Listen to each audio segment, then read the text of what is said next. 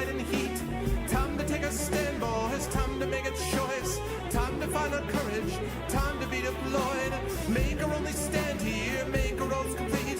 All we waited for now, past and future meet. Get your weapons ready. Kiss the ones goodbye. Now our time is coming, and it is not the time to cry.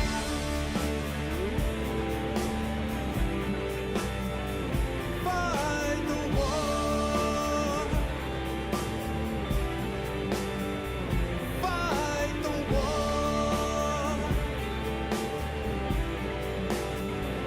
Fight the war.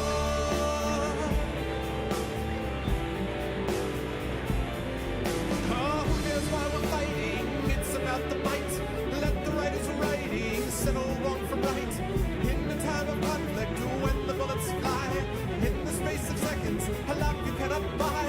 Face the facts before you, face the simple truth. We're hopelessly outnumbered, it's tragic but it's true. Make your last formation, take the final road. Now it's time for endings, now it's time to go.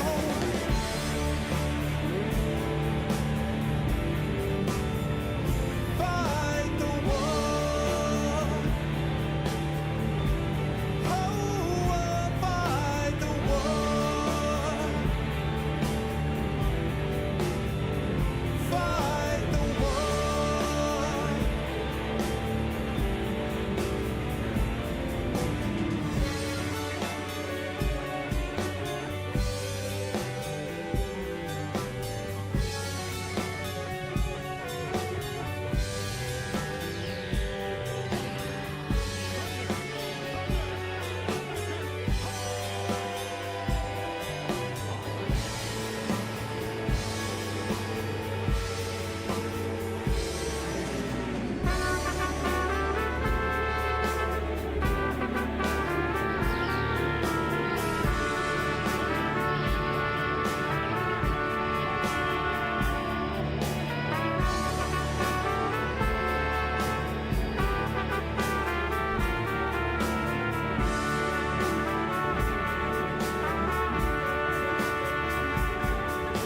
Songs in the winds, rubble in the streets, corpses near the buildings, all is light and heat. Time to take a stand, boys, time to make a choice. Time to find our courage, time to be deployed. Make our only stand here, make our roads complete. All we waited for now, past the future meet. Get your weapons ready, kiss the months goodbye. Now our time is coming, and it is not the time to cry.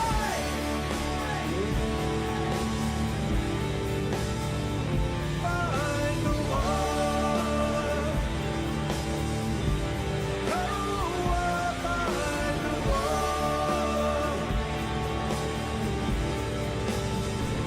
Fight the war. Yeah, yeah, yeah, yeah. That's what I'm talking about. I'm fighting the war because it's a Friday. Yeah. What's going on, everybody? Welcome, Arvanauts, to a Friday night stream. It is January 19th, 2018. It is 20 minutes after 9 Eastern Standard, and I hope you were all looking forward to episode 4 of Masters of the Dungeon, because that's what we're all about. We're mastering dungeons, and I'm looking forward to talking to the people who are going to master it with me. But before we get there, you guys know the way to support the stream. If you haven't done so already, please make sure to retweet the stream with exclamation point CTT. Please make sure to check out the Steam group here with exclamation point Steam group. Of course, the YouTube channel with exclamation point ArvTube will let you see past broadcasts, including past broadcasts of this particular stream. Exclamation point ArvTube, I mentioned that. Exclamation point Discord will get you over to my Discord channel where you can hang out with the Arvanauts in between streams as well, which is always a good time. And if you want to support the channel financially, there's a couple of ways you can do that. Exclamation point ArvShop will get you over to my store where you can check out the Infinity and Beyond stuff. You may actually see some of that merchandise being modeled for you very soon, he said archly. You may be able to check that out pretty soon. And we're going to be expanding the store over time as well. Exclamation point Arvtreon will get you over to my Patreon, which is currently sitting at 400. Would love to see that go north of that number. A lot of cool stuff that you can get for yourself, plus cool stuff that you can get for the channel. So it'd be great if you could help us out that way. And last but certainly not least, we are almost to 40 subs. I would love to see us hit that number and surpass it as well. So if you hit that purple button above the window, you can also do that and get those cool Arvany hypes, golden hypes that I saw, get hypes that I saw during the process of the introduction.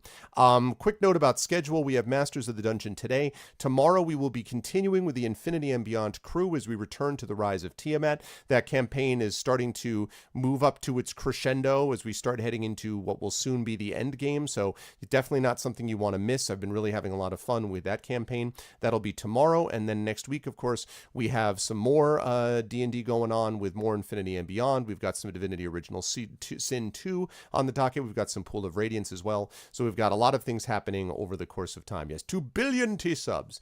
So that is all happening. So please make sure to spread the word about the show, and please make sure to check those things out as well. Now it is time for us to get into Masters of the Dungeon, which is our monthly discussion about all things DMing and D&D.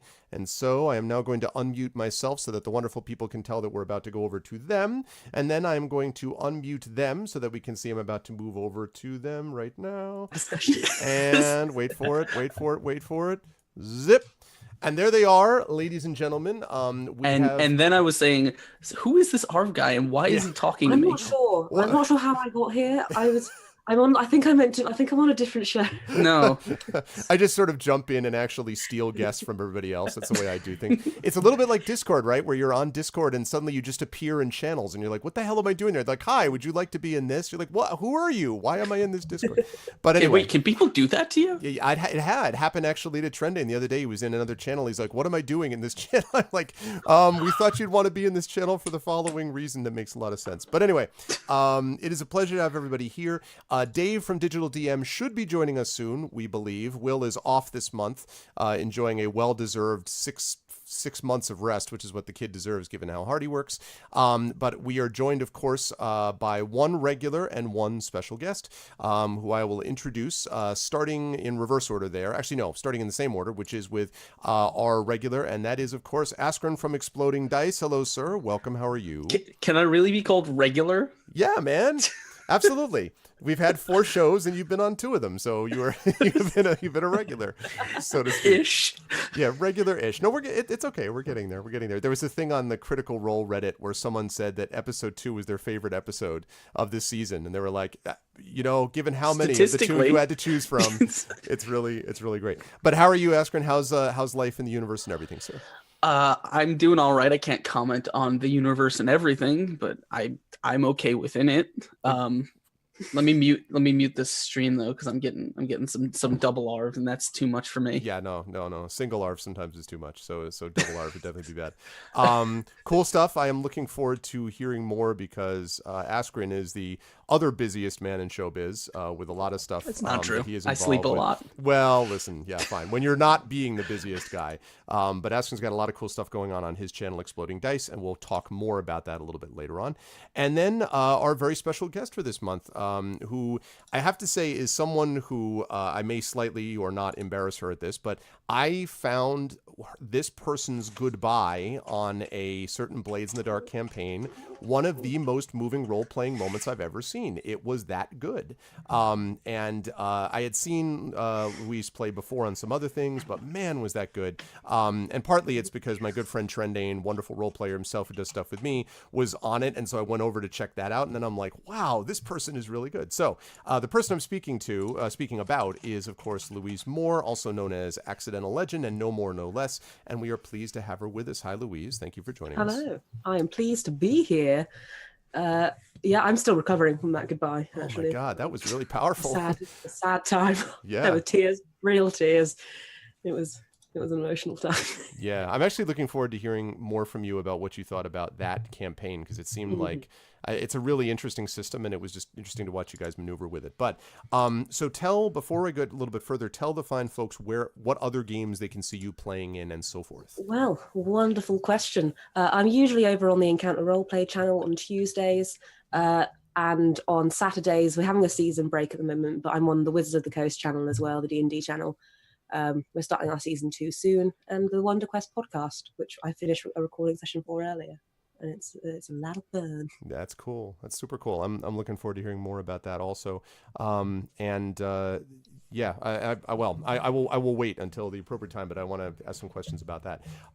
So we are all here for your edification over the next couple of hours, or until Louise collapses because she's in the UK and has decided to crazily get together with us East Coast people and hang out. But we'll be here for a little while, and we're going to be talking about some things. And normally what we do, and I think this is actually a good way. In fact, I'm going to start with you, Louise, since we just talked about this, which is I want to ask about in various campaigns and things.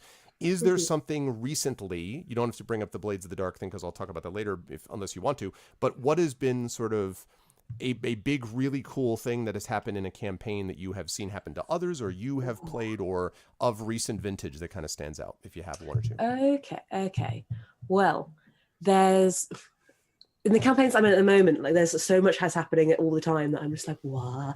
Yeah. Mm-hmm. But one thinking now that I'm on the kind of the thought track of Blades in the Dark, there's one thing that I always go back to and that I always tell everyone about that I meet, regardless of whether they know about D&D or Blades in the Dark or anything. I'm like, hi, my name's Louise, I have a story to tell you.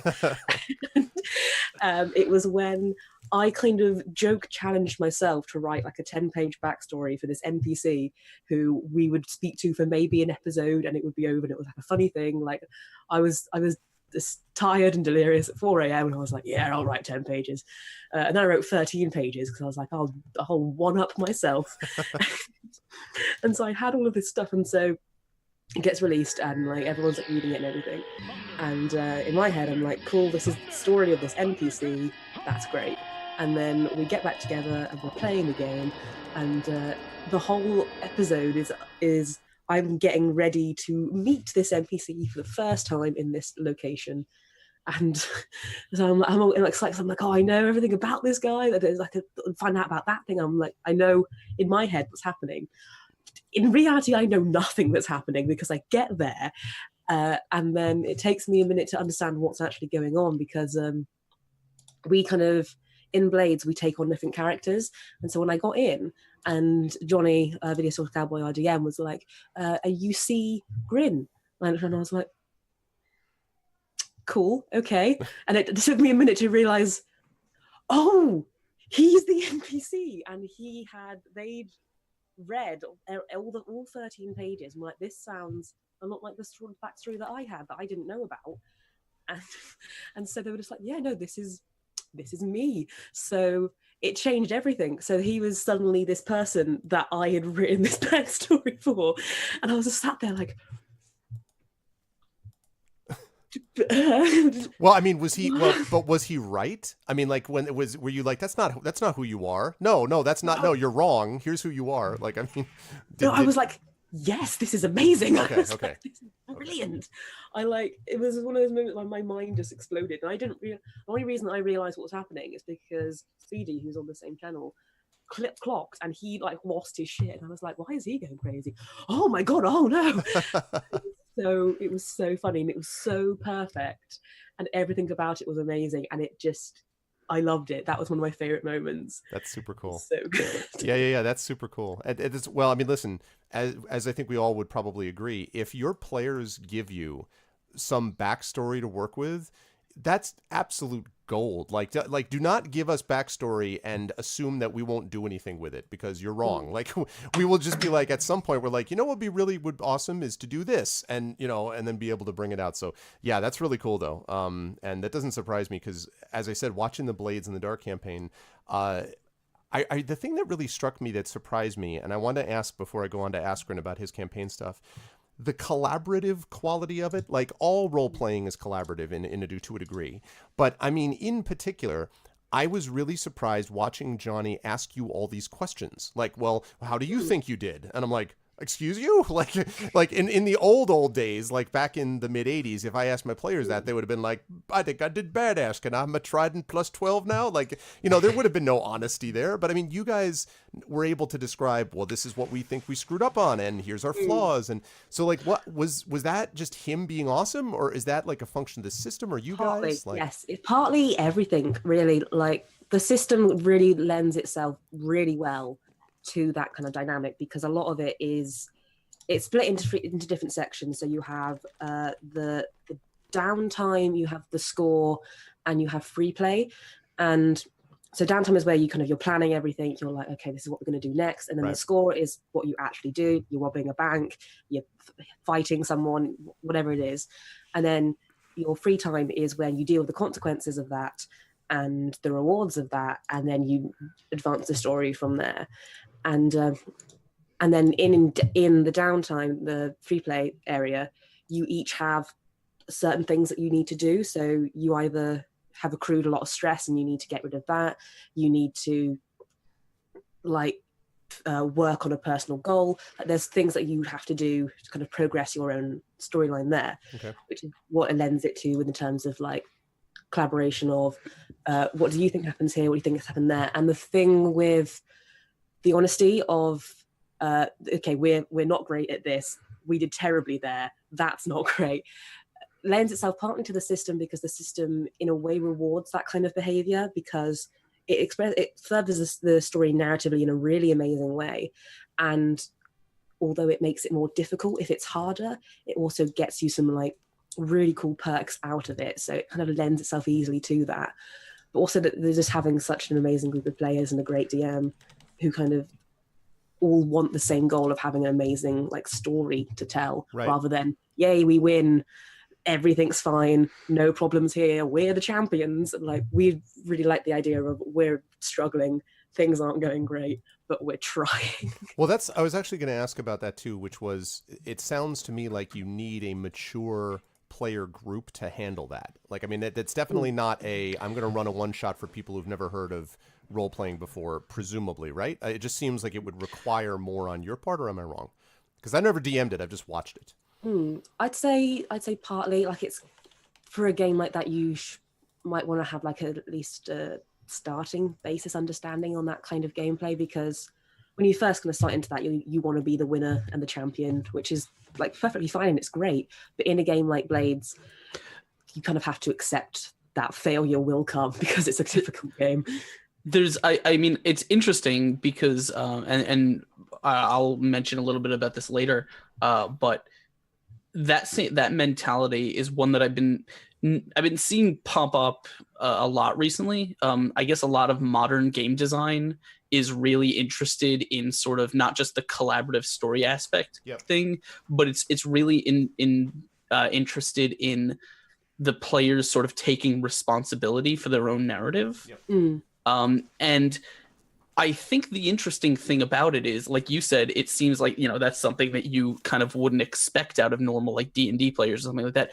But I think the interesting thing about it is if you actually delve into it and if you actually sort of present a game that plays in that way, even if not explicitly in the rules, but you just sort of engage that way by talking to the players and by kind of building narratives and involving them. And you'll find that almost everyone who has any inclination towards role play will pick up and run with those ideas, right? They're not I don't think they're as foreign or as sort of out of left field as they seem at first blush. That's fair. I think one of the things that strikes me is that it's the balance of people who are used to games being a somewhat competitive exercise where, there's people at best are trying to sort of plot in such a way, maybe for, all in good fun, but still they're trying to, in quotes, win, as opposed to really the group winning, including the game master, by telling the best conceivable story that gives them engagement and interest, right? Like that,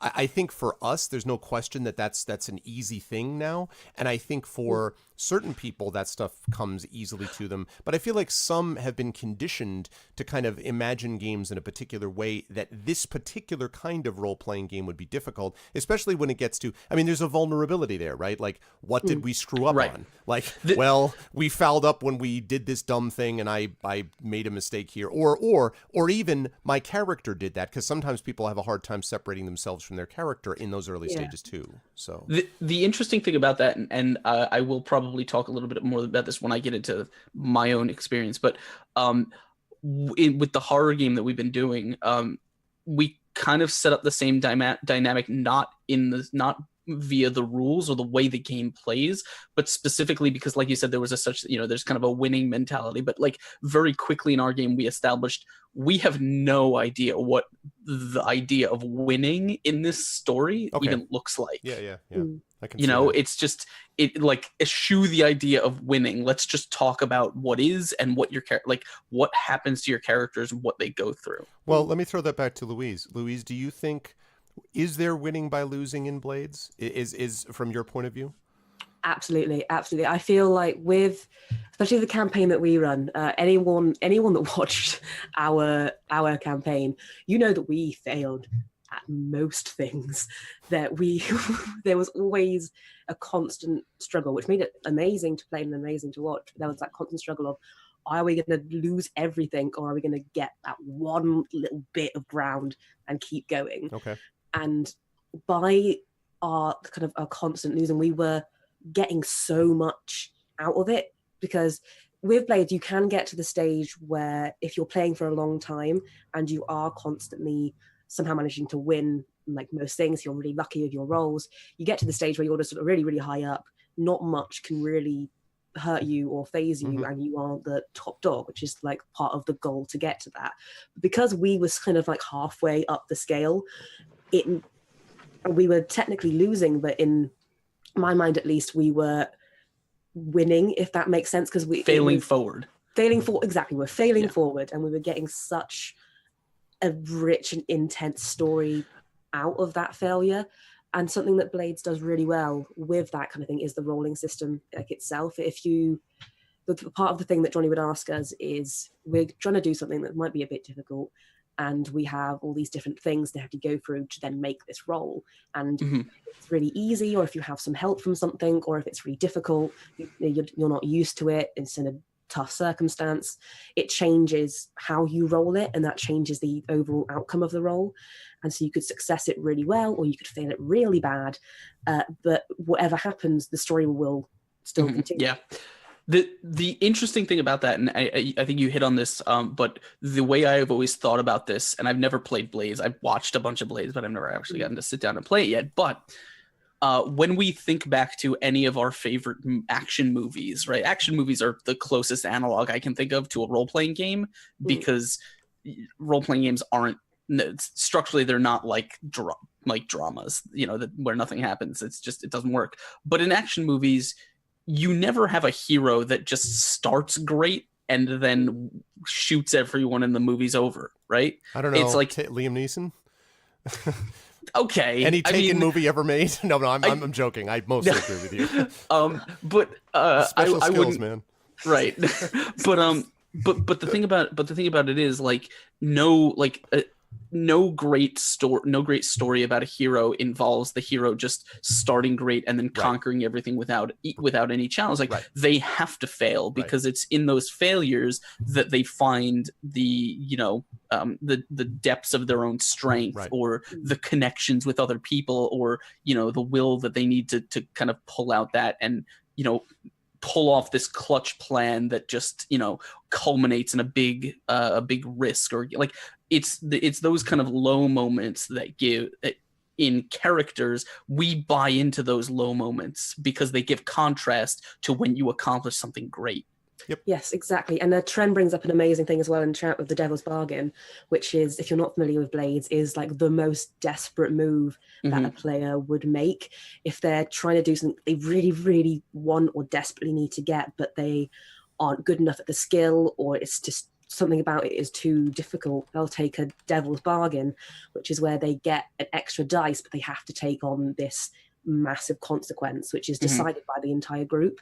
And it could be, I mean, we had one where Joff, who was one of our players, he was essentially this leader of so many Scotlanders, which is one of the kind of race kind of things in Blades. And there was this whole kind of like revolution type situation, because there was this war, there was a lot at stake. And part of the Devil's Bargain that he had to make once was that like half of the people would turn against him because of something that he was doing. And it's things like that, which are, like, it's technically, that's kind of a failure in itself because he's lost men, but it serves as an advantage to his furthering of the goal he's trying to do. And Devil's Bargains were amazing. We got so many cool and interesting things that we would never have gotten round to without them. They were amazing.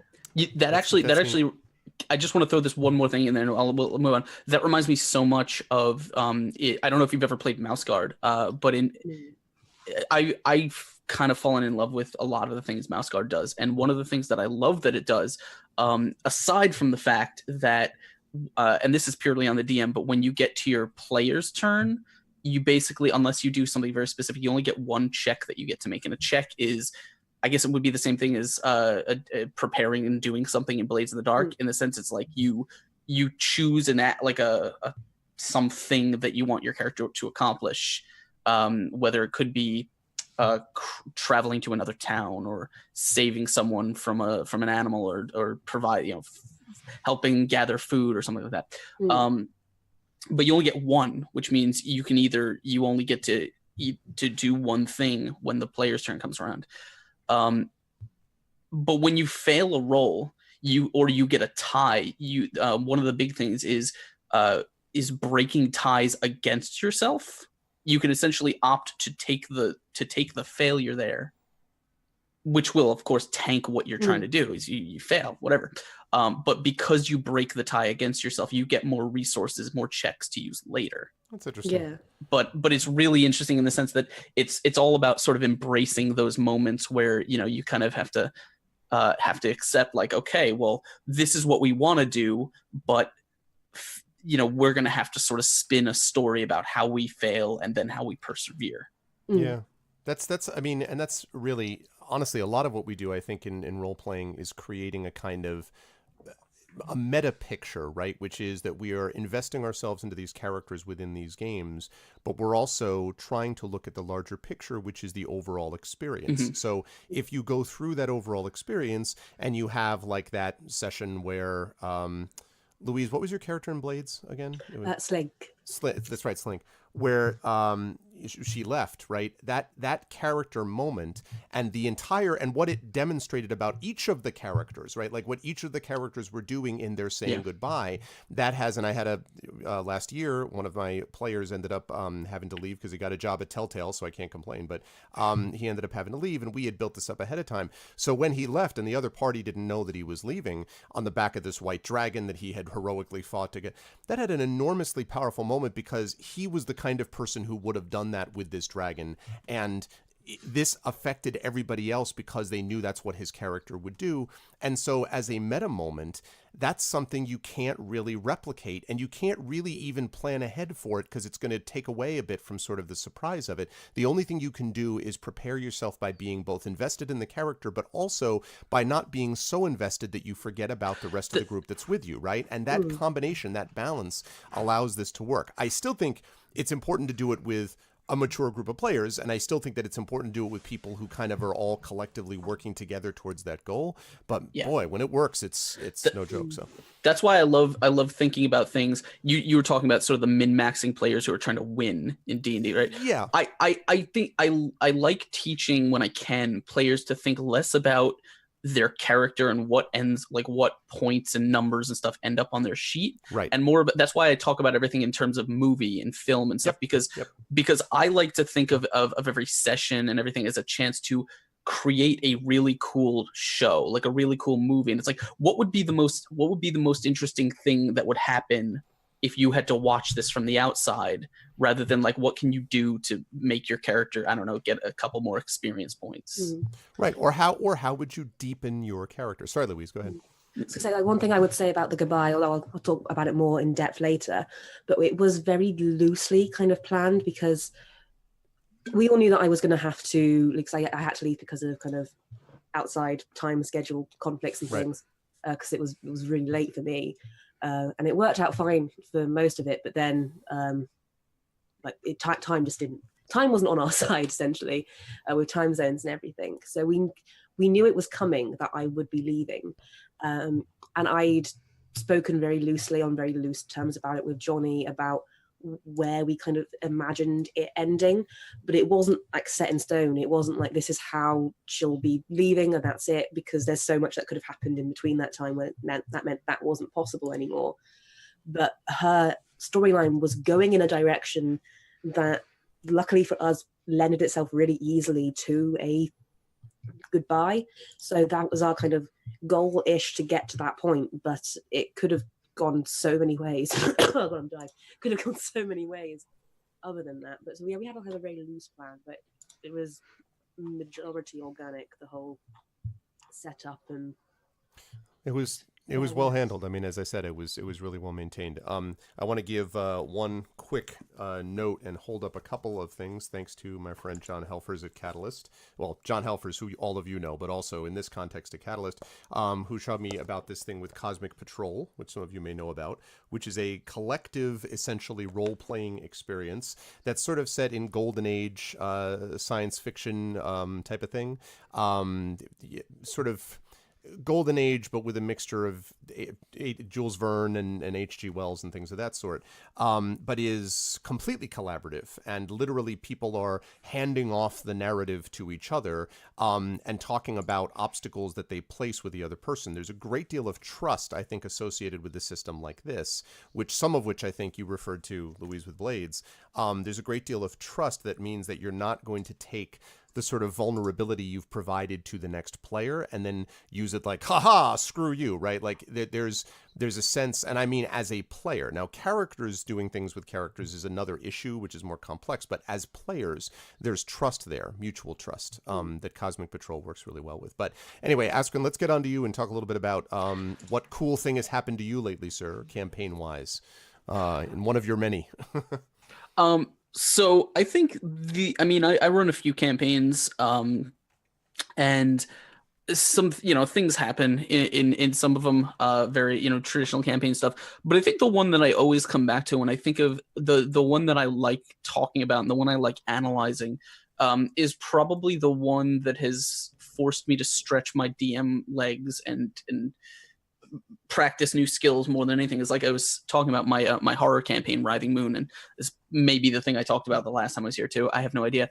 Writhing Moon is a very loose open legend horror campaign where we were playing through this very dark dystopian post sort of apocalyptic Victorian fantasy thing, Cthulhu thing, Victorian. It's like I don't know how to describe the period, but some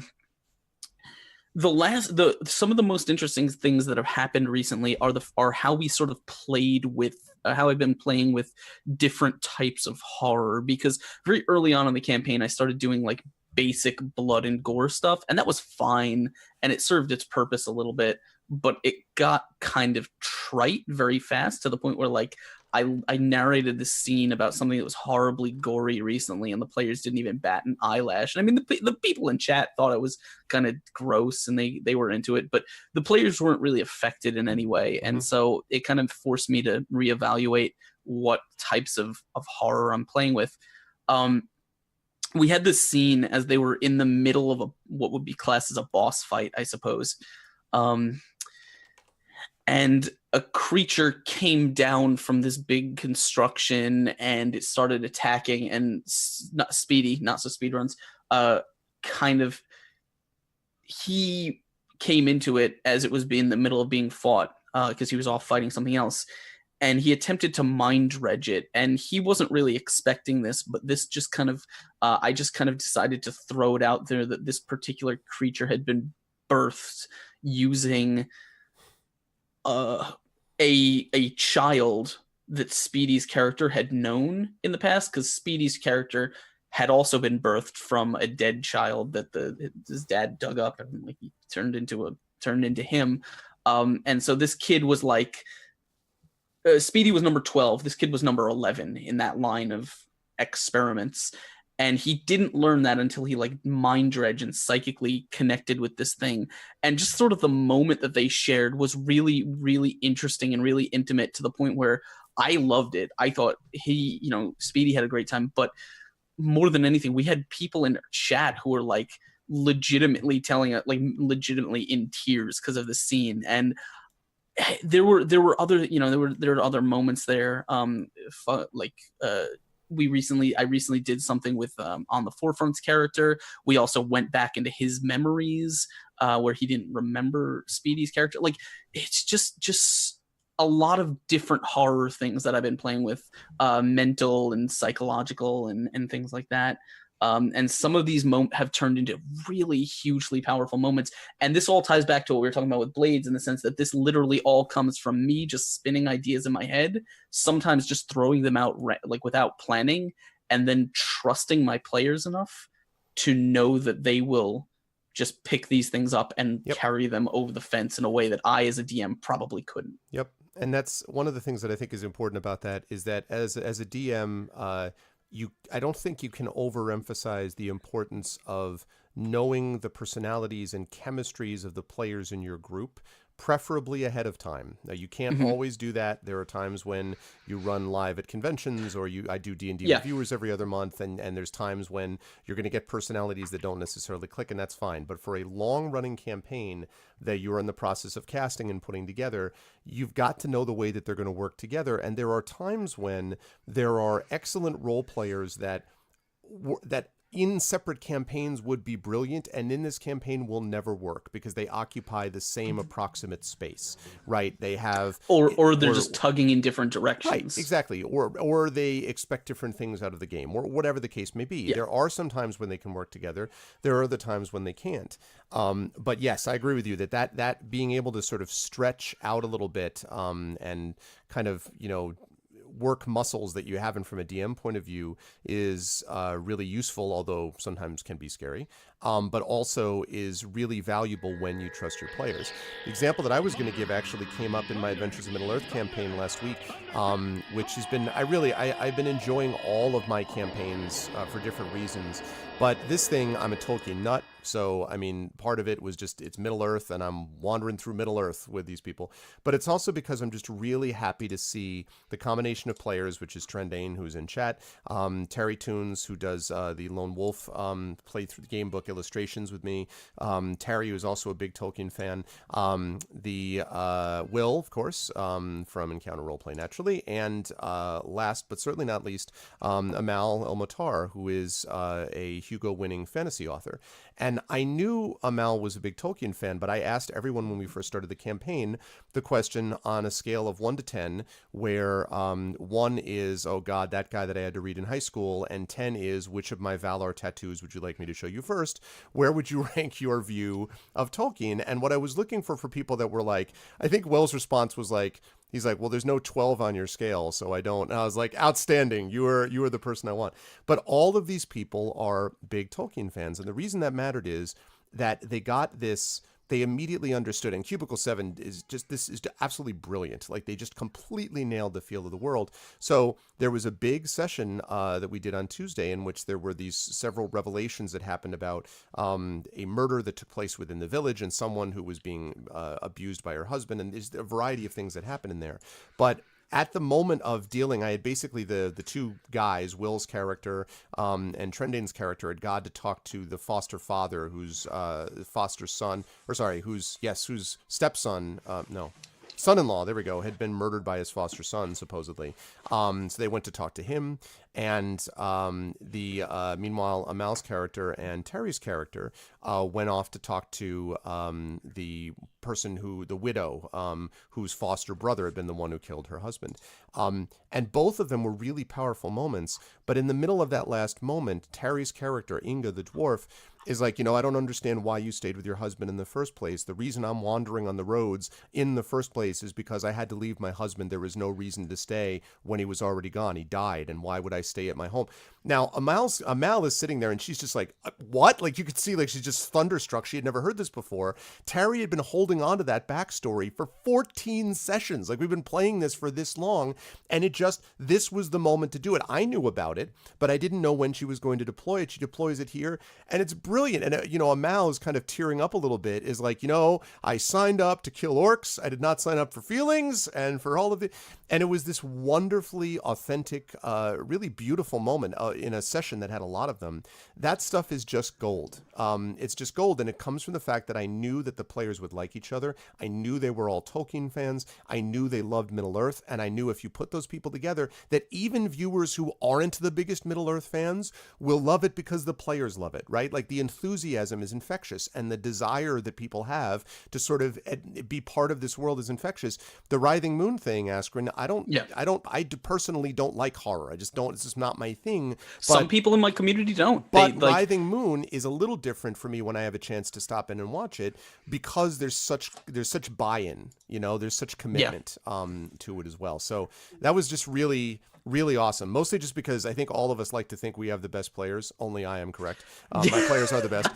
But no, I mean, like, I love to see that, because I can prepare some of it, but a lot of it is just having them work together. A lot of that kind of stuff you just can't replicate, and in the eyes of the player, those moments are so amazing. They're so amazing to watch, and they're so amazing to kind of sort of orchestrate as a DM, because it's like unlocking pieces of the puzzle. Like, as a player, you are in this world, you are as this character, you are experiencing things as they experience them, and you are unlocking the story as you go. You're figuring things out, you're forming a narrative, and little pieces like that, where you find things out about people that you know, people that you thought you know, people that you will go to know, allows you to bring that all together, and to, like I say, it's like unlocking the puzzle that's getting more and more bigger and bigger as you go. Yep. And the audience at home are seeing it being created. That's the coolest part. Yeah. I mean, I and Writhing Moon is probably because all of my other campaigns I think are pretty standard in the way they run. Writhing Moon is one of those really interesting examples to me, because it's the only campaign that I really heavily try. Like, I've done this with other games, but I heavily try and push sort of twisting and narrative surprises and things like that. So it's just when I see the player reactions and the audience reactions to things that are revealed, or things that happen, or things that we've kind of worked out, those sort of, it's sort of those payoffs. There was something we talked about recently. It was a detail that we set up actually in like the fourth episode, I think it was episode 4, something happened, and we just recently, like, the players and I guess the audience therefore just realized what it was, and it wasn't anything that shattered anyone's understanding of the game or the world. It was just this connection that everyone seems to be like, as soon as they put it together, they're like, holy shit, that's the coolest thing. Yep. We had this amazing moment, and it was amazing because I don't know if you've watched the campaign, Din Money. He likes to sit in the back. He specifically told me he didn't want a backstory. He didn't really want to do anything with his characters. He just wanted to sort of be there for everyone else and play this guy and enjoy the game. But I gave him one anyway, and most of the characters in this game didn't know their backstories, they only knew a little bit of it, what they had written, and I wrote everything else. And so it was revealed to them. And so he had this moment. We've been doing a lot of other character stuff, and this last session was kind of a good chunk of it was squarely about him. Okay. And he had this moment and on the bridge where he gives up the sword that he's been using for this whole campaign.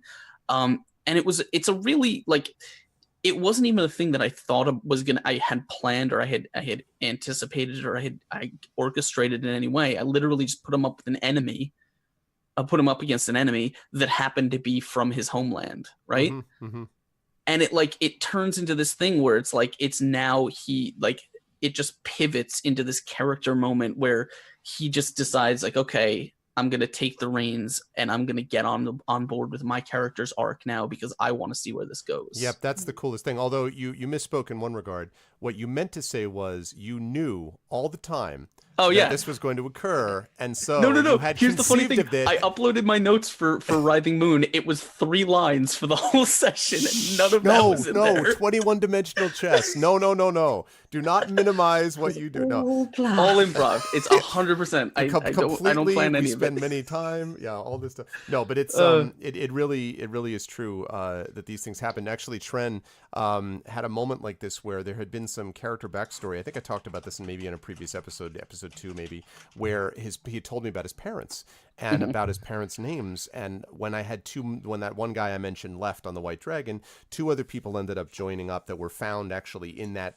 cave where they lost the dragon. Long story, I won't get into it. Doesn't matter. But one of the people was a bard and was talking to Trendane's character, who is a druid, and this Druid and Trendane's character can be a little bit curmudgeonly. Like he's kind of like, get out. If you're not pulling your weight, why aren't you pulling your weight? Like he doesn't suffer fools gladly. And so there was a moment where they're on the bridge of this ship, the deck of the ship, leaving this cave area. And they're like, I can't believe this happened. And they're going back and forth. And the bard character says, when I look at you, you really do, you do have so much of, Mariko and Lasali in you, which were his parents' names that he had told me and had not been brought up for months. So he literally is like, what? Like, you could see, he's like, I got to put the hackles down on my neck. It was the best because he was like, what? He was completely thrown off in a good way. Because, this character had come in part to look for him because his parents, Fifley's parents, Trendane's character's parents, had told this friend of theirs, please look out for our son and whatever. That, again, that's something which comes out of nowhere, and that's why I say backstory is gold for the DM.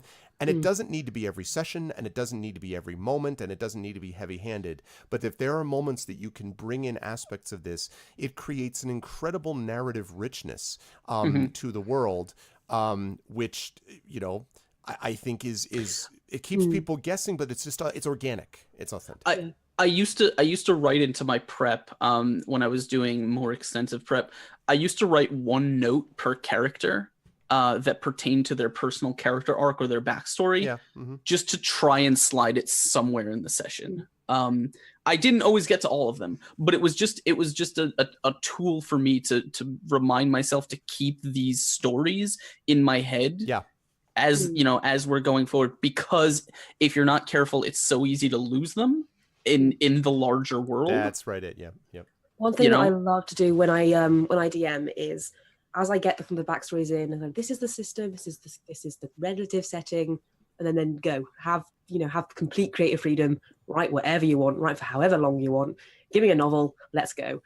And I'll always ask at least one question, which is there's two that I really love to do, and one is the secrets, which is where I'll ask them to give me 2 secrets, one of which the character knows about themselves, one of which the character doesn't, and then I create a third that the player won't know. So that'll be a surprise to everyone as that comes out. Nice. And the other one that I've started doing recently, because I saw it online, I was like, this sounds cool, is the rumor question, where it's sort of similar, but it's 3 different rumors, one of which is like, yeah, this guy is great, he saved 20 orphans from that fire, he's the best. Just rumors that may not even be true. It doesn't have to be true. It can just be something that you hear on the street about Brian the elf.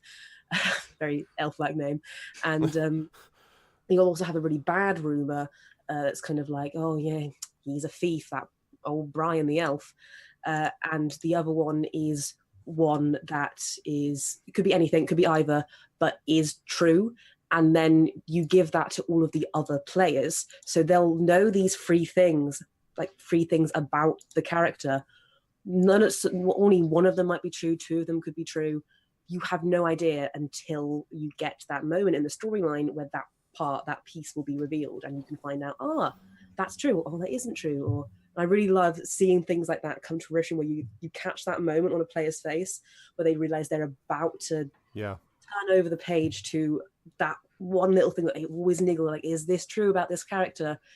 And it's just amazing to watch. It is the best, especially when those characters then come into interaction with each other and start playing backstories off each other without you having done that. The more you do what you're describing, Louise, the more that becomes more likely, where they feel invested, and thus they just, as you said, Askren, take the ball and run with it at that point. So I think that's cool stuff. I like that.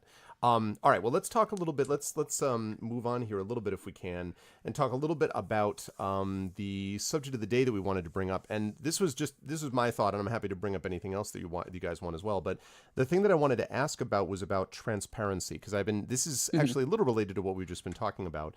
And I've been seeing a lot of this in relation to some of the bigger campaigns out there. For example, things like Critical Role and stuff like that, where the question is how transparent you are with the players. And so I want to ask both of you, as dungeon masters and players, how transparent are you? By which I mean, A, do you roll, make checks, do everything openly in front of them?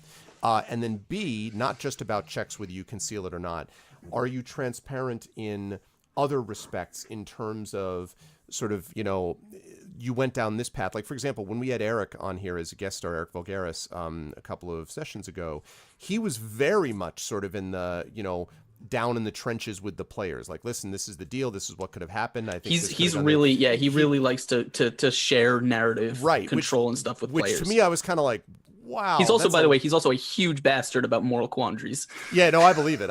And I was I was like, wow, that's a lot of, I don't know if I could do all that, or be that open. But I'm curious about how open you are as DMs. I feel like that too when I played Mouse Guard with him.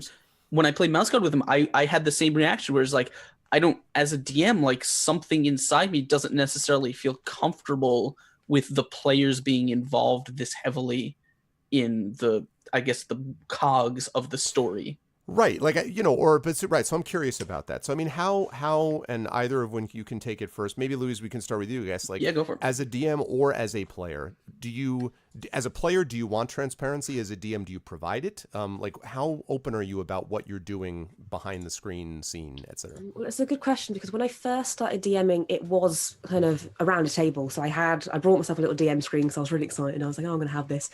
And so I did start off by kind of keeping my roles to myself. But then the more that we did it, the more I found that the moments where your players are rolling and they get like either a really good roll and they get not so good roll, and everyone's involved in it because they're all really wanting that one specific number that's going to make everything better, and they get it or they don't, and that kind of raw energy is something that cannot be replicated anywhere. And I, as a DM, I felt like just being behind my little screen, I was kind of missing that moment. Mm-hmm. So I kind of got away with the screen because I liked that transparency of some things. If it was, if I'm rolling something like mysterious, I'd be like, who knows? And that makes that moment more intense because the player's like, oh, something different now is happening. But if the rest of the roles are kind of open knowledge for everybody else, that kind of, it made things like, I feel like, run a lot smoother. Okay. In terms of kind of, there's a crossroads, which way do you go? I will usually keep those to myself because as my kind of DM style, I will probably take, if they don't end up going there ever, I will take probably aspects of what was down that route, and then I will put it in somewhere else in the campaign. Oh, yeah. So if it gets to the stage where I'm like, crossroads, cool, well, just so you know, if you went that way, blah, blah, blah, blah, that would then ruin what I had, I would then change it to make something else. So in that terms, I'm kind of in the middle, I suppose, then on transparency. Okay.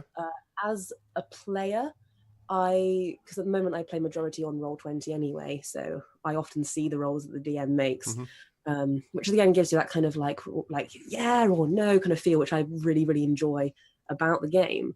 And yeah, I like having some kind of knowledge about what's going on, but I like to, trying to think of the right word to say it. Like I like to play it as I like to DM it. I like to have the play style that I DM'd, if that makes sense. Okay. And things with Blades, going back to Blades in the Dark real quick, it's a more collaborative kind of system. So it depends on the kind of system that you're playing in. But with Blades, it is essentially a conversation of where is the story going between the players and the DM, and a few rolls here and there that gets to that stage, and the consequences or the rewards or anything that might happen from that. So yeah, I think it depends on the system that's being played. But as a DM and as a player, I like to see how it goes really with it. And if it calls for transparency, fantastic, use it. But if not, mysterious, use that to your advantage as well. Okay. And so it partly is based on system and partly DM, I guess, and players as well. So you could have bad transparent DMs who tell you everything like, oh God, why didn't you go that way to the temple or something? And that would annoy me. That would be not so good. Yeah. You missed the great sword that I had over there. I'm like, cool. That's great. Thanks for telling me. Yeah. That's Twitch backseating straight. Like, no, you missed the 5 things. Thank you. I think the funny thing about that is like if a DM ever told me like, hey, you could have gone that way and you would have missed treasures. Like, all right, well now I just have no interest in it. Yeah, like now because it's not there's nothing narratively interesting about it anymore. Yep, exactly. Like, why would that be a discovery? Ashkan, what about you? See, here's the thing. I am super weird, and I've talked about this in talk shows in the past. I've advocated for this, and I still encourage everyone to try this. But a long time ago, I was on Roll20. This is before I was streaming, and I was running Tomb of Horrors, and I wanted to learn how to be. I was listening to a podcast of another DM who was running it, and he said something that I had never heard before. He said that I am going to be rolling all of your perception checks and some other things too. And I was like, well, okay. And so essentially I took that idea and I said, that's really interesting, because what is the thing that bothers me the most is players with certain things. There's certain meta information that's carried in certain checks. For example, if you say, the player says, I want to search for a hidden door in the room, right? And they roll a perception check and it rolls across the table, and they can see that the D20 has a 2 on it, right? Mm-hmm. Well, they know they didn't find the door, but they also know they didn't find the door because they failed, which means in theory there could still be a door. Right. But their character has no reason to think that. So what I basically, and I do this, I'm going immediately after the show to my home game, my Pathfinder game. And basically I've been playing with that group for 3 years. And for 3 years, I use a script on Roll20. They've never seen the results of their perception checks or their intelligence checks, their knowledge checks or anything like that. Because those are things that when they roll them, their character has no way of knowing whether they succeeded or failed. You know whether you succeeded or failed a strength check. That's easy, right? Because you didn't move the thing, but you never know whether you searched hard enough or not. And to me, it's so much more interesting because the information that the players have to work on in most cases is exactly the information their character has to work on. So you don't get this weird sort of meta differentiation of players trying to do things that they really have no reason to actually expect are still doable. Now, when it comes to other things like I mean attacks and physical checks and all that stuff, yeah, I do.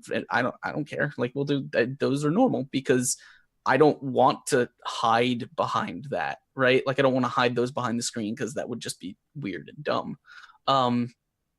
It's but it is that interesting sort of barrier of metagaming and of keeping the players sort of in character with their roles and stuff that I found really interesting. It was weird at first, but my players, as soon as they got the hang of it, it's like it became second nature. It became more easy for them to stay in their character and in the moment. It's interesting. It strikes me that there's two versions of trust that we're talking about with that. The first is that your players have to trust in general that you're not going to screw them over. And here's the thing, and people have said that.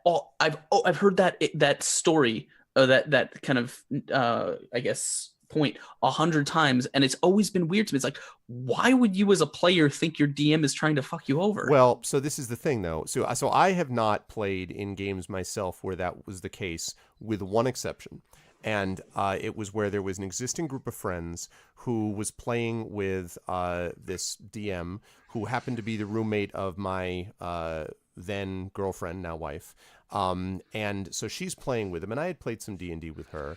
And this other group was so traumatized by previous incidents with this DM that there was basically a moment where my wife had this character like arc that she was supposed to be building, and they just refused to go along with it because they didn't trust that he, the DM, was going to run things in such a way. And I mean, it just was bad. Like it led to tears, and it just right. It was a bad sequence. There are exceptions to every rule. Sure, right? No, right, of course. But the thing that I wanted to point out was though. So yes, I think that when it's done properly and you do have that trust, that does provide a much more immersive experience. I find that very interesting.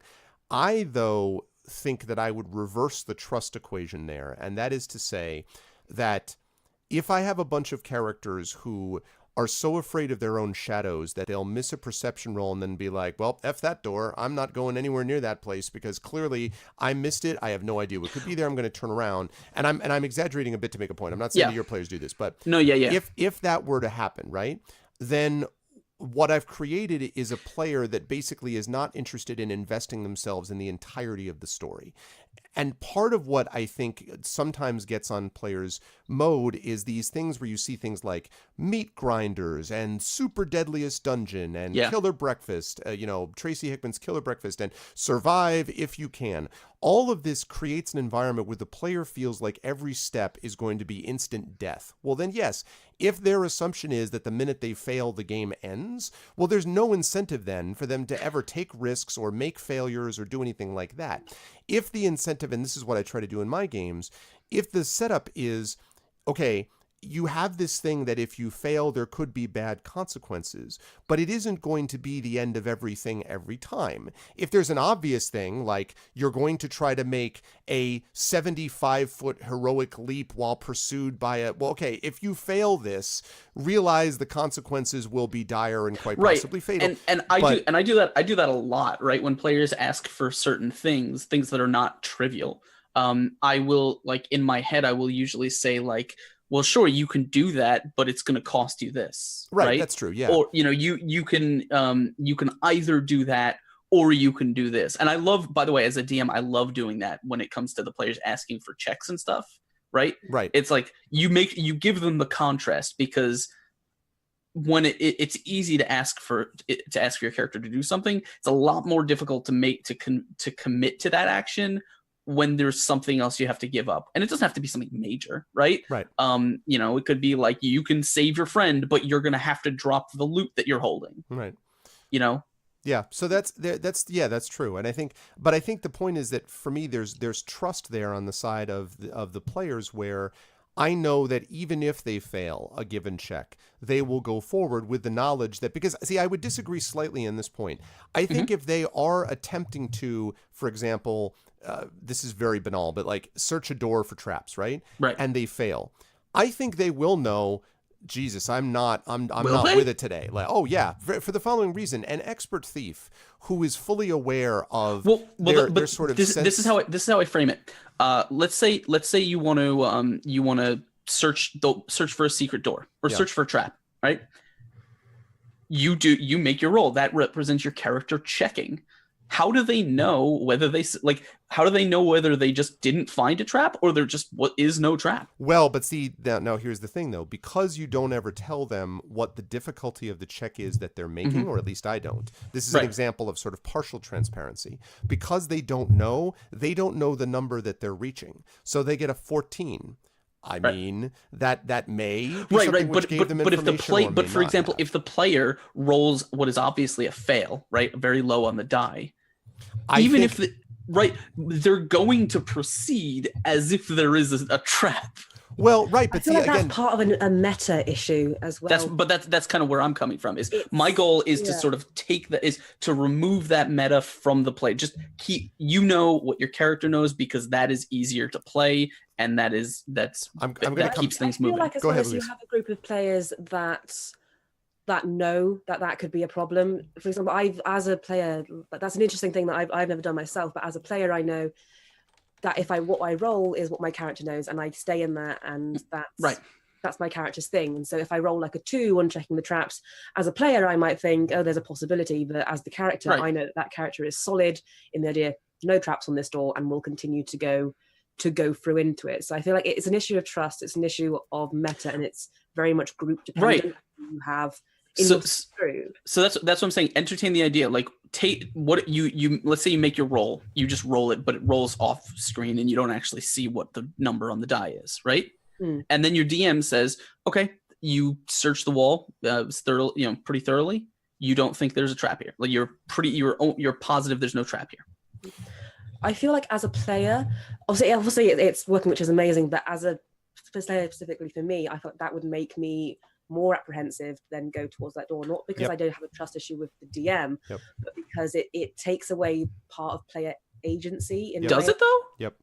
Where you roll and you know, and that's a solid, and you're like, wonderful. I guess that brings up a philosophical question of, should a player have agency to act on meta information?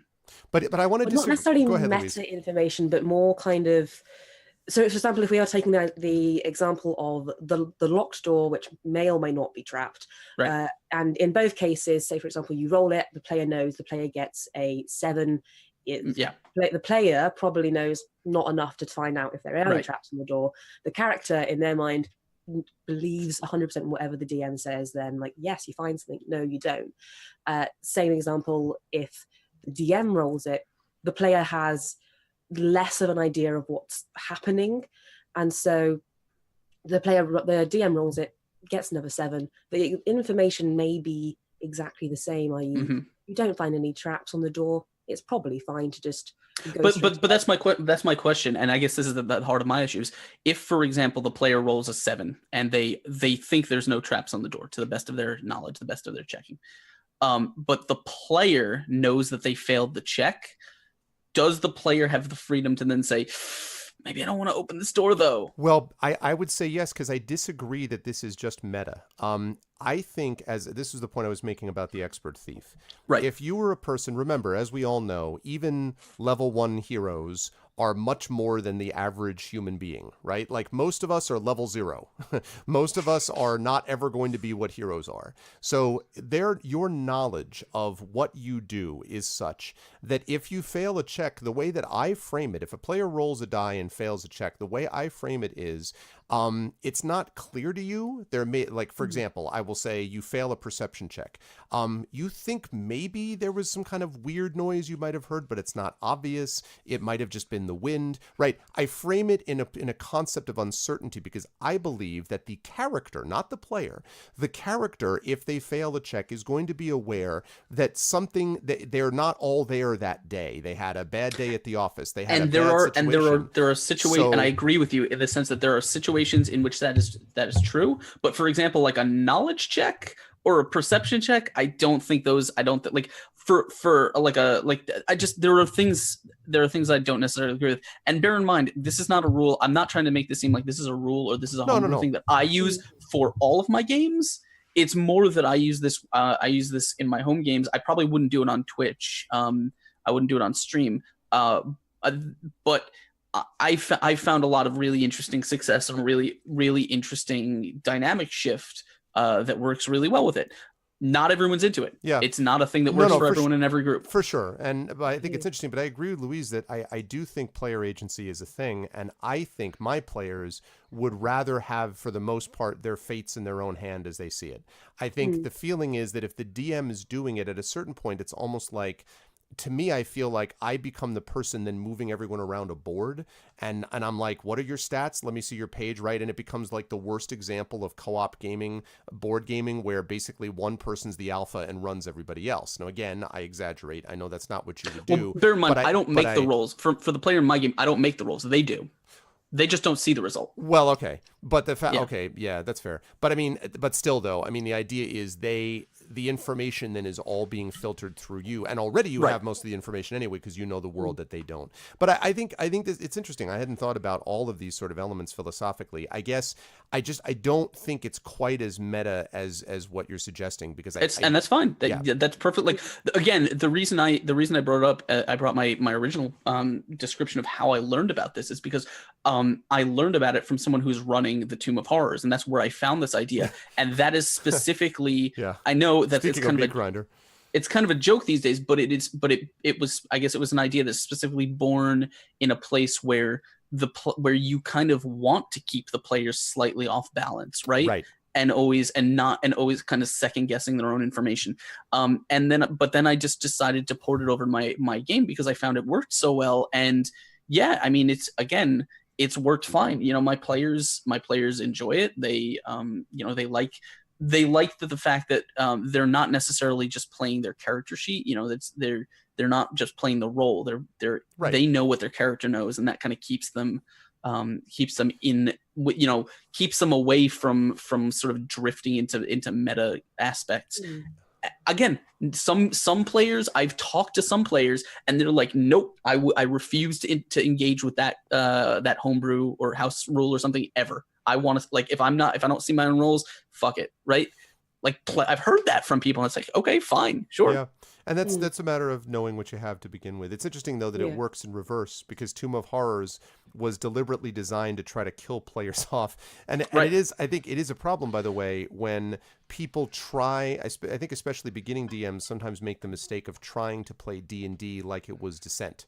If you ever played that board game, the Overlord is trying to defeat the players. That's the point. It's also why I like Descent considerably less than D&D, because as that little thing that I posted on the screen there says, the trick is to let the players win, but never to let them know that you let them win. And I mean, that's exaggeration, but there's some truth to it in that you are working cooperatively for common purpose, not as an adversarial relationship. And Tomb of Horrors was deliberately meant almost as a sort of one-off joke to be part of an adversarial relationship. Game. Yeah. When everybody does this, then it just becomes like suspicion all around, and it's all just like diplomacy the game or something, Speaking of not trying to kill your players' characters, I actually, one of my players gave me an incentive to not kill his character, because one of his characters died fairly recently in our campaign, and he's now playing a new character. And his character died because of something. He messed up in combat. He made a really bad move and caught a feeble mind to the face, and he was useless after that. But he basically decided that he said if this new character dies, he's going to go back to the character he played in an old campaign, which is a gnome bard. And I'm like, all right, I'm not. All the spells are just going to conveniently go to the side. No. That's funny. That's funny. It's called Bend character.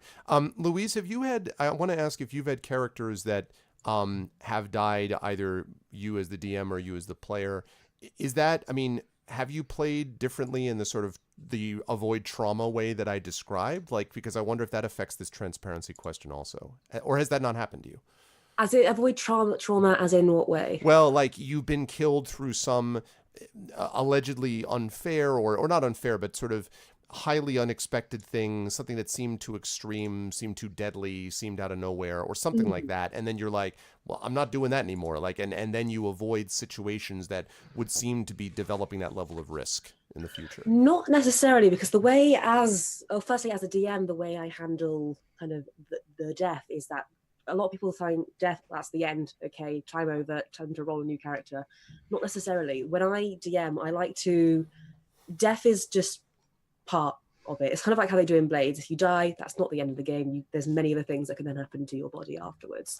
Okay. With relatively normal D&D sessions, either they have to go on a narrative quest, the party, if they decide to revive this character. If they decide not to, that person will eventually probably have to re-roll, make a new character.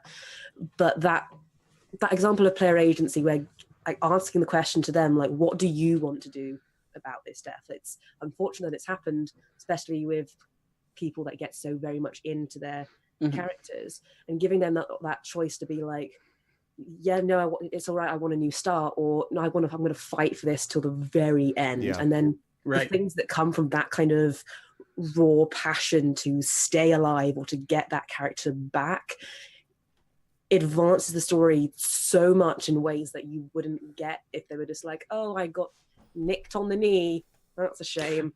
Yep.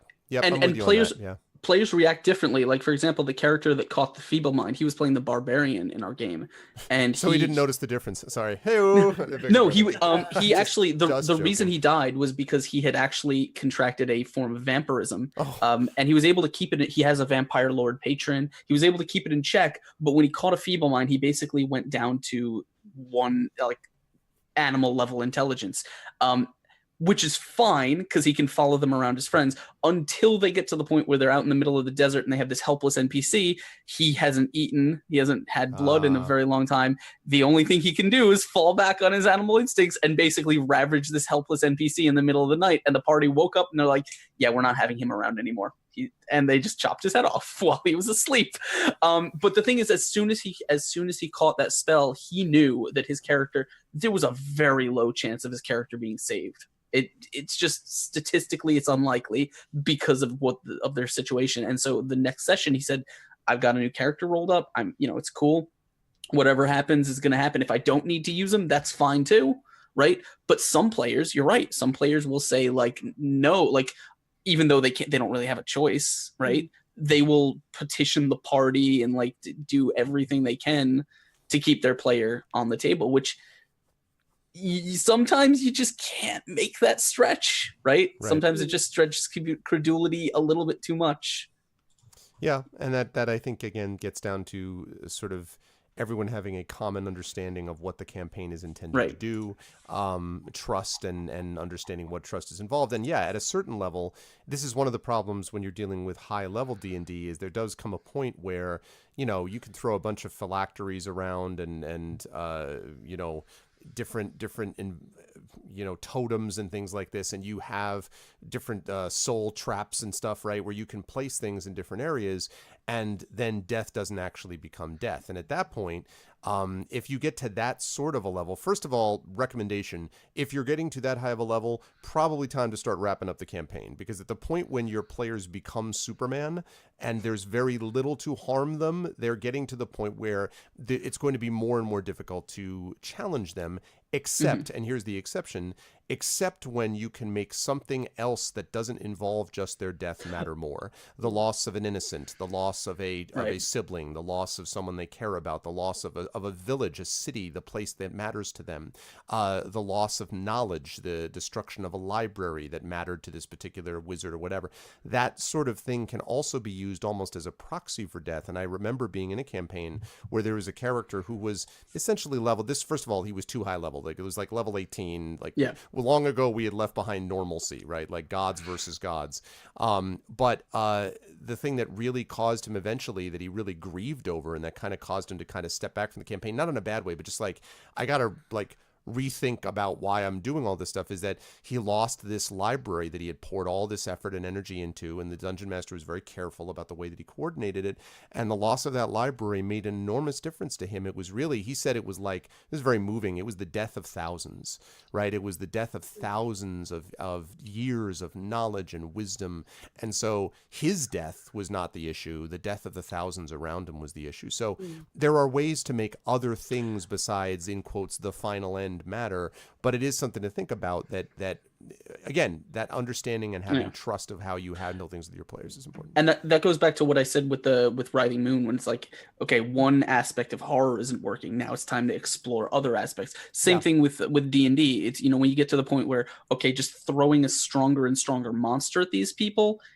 isn't enough to challenge them or make them feel any sort of narrative pressure. It's time to look for other avenues for which to exert that, and those are most likely going to have to be the things that they have developed connections to as players. Well, that leads me to a follow-up that I want to ask both of you, which is, okay, so what if you screw up?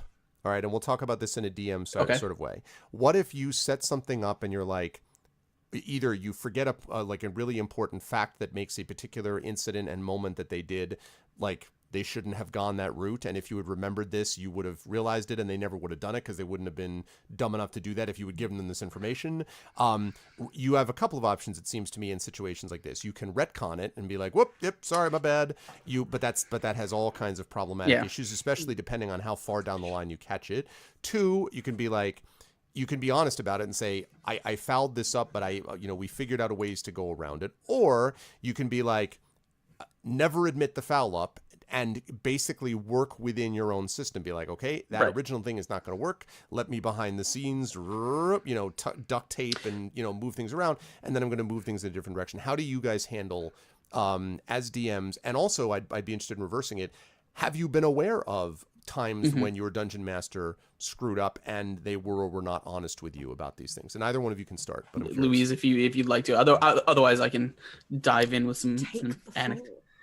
So this actually happened in the game that I'm going to, Pathfinder, last week. We were in a really big fight, and the players were they were really, really down on resources because they'd just been through this whole dungeon, and they had just opened up the door to the last boss. They didn't know it was the door to the last boss, so they were essentially opening the door to a final encounter. They didn't see the save point crystal like floating outside the door. Okay, and they were like they were basically at like maybe half or a third power resource wise. Okay, so they got their asses kicked, but it wasn't them getting their asses kicked that was interesting. The if you know Pathfinder, the boss had specifically, and this is a module, so it named this, he had prepared a thing called Dust of Sneezing and Choking, which he drops it on the door that they're coming in from, and it does a shitload of con damage. Constitution damage. When you take con damage, it nukes your max HP. Okay. This basically, now this dropped the caster in the group to 5 maximum hit points, and they're level 10 right now.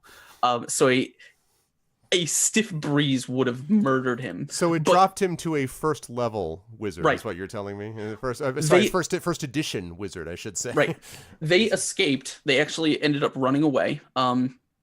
And sealing the dungeon behind them and going to rest. And then the player kind of did some math, and he said, "Oh, by the way, that spell should have killed me. It should have dropped me well below the HP that I actually have." And I said, "Well, we're here now. I'm not resetting to round 3 of a 15-round combat. Right? That was an hour. Like, I'm not doing that. We'll just accept where we are now and move on." Okay.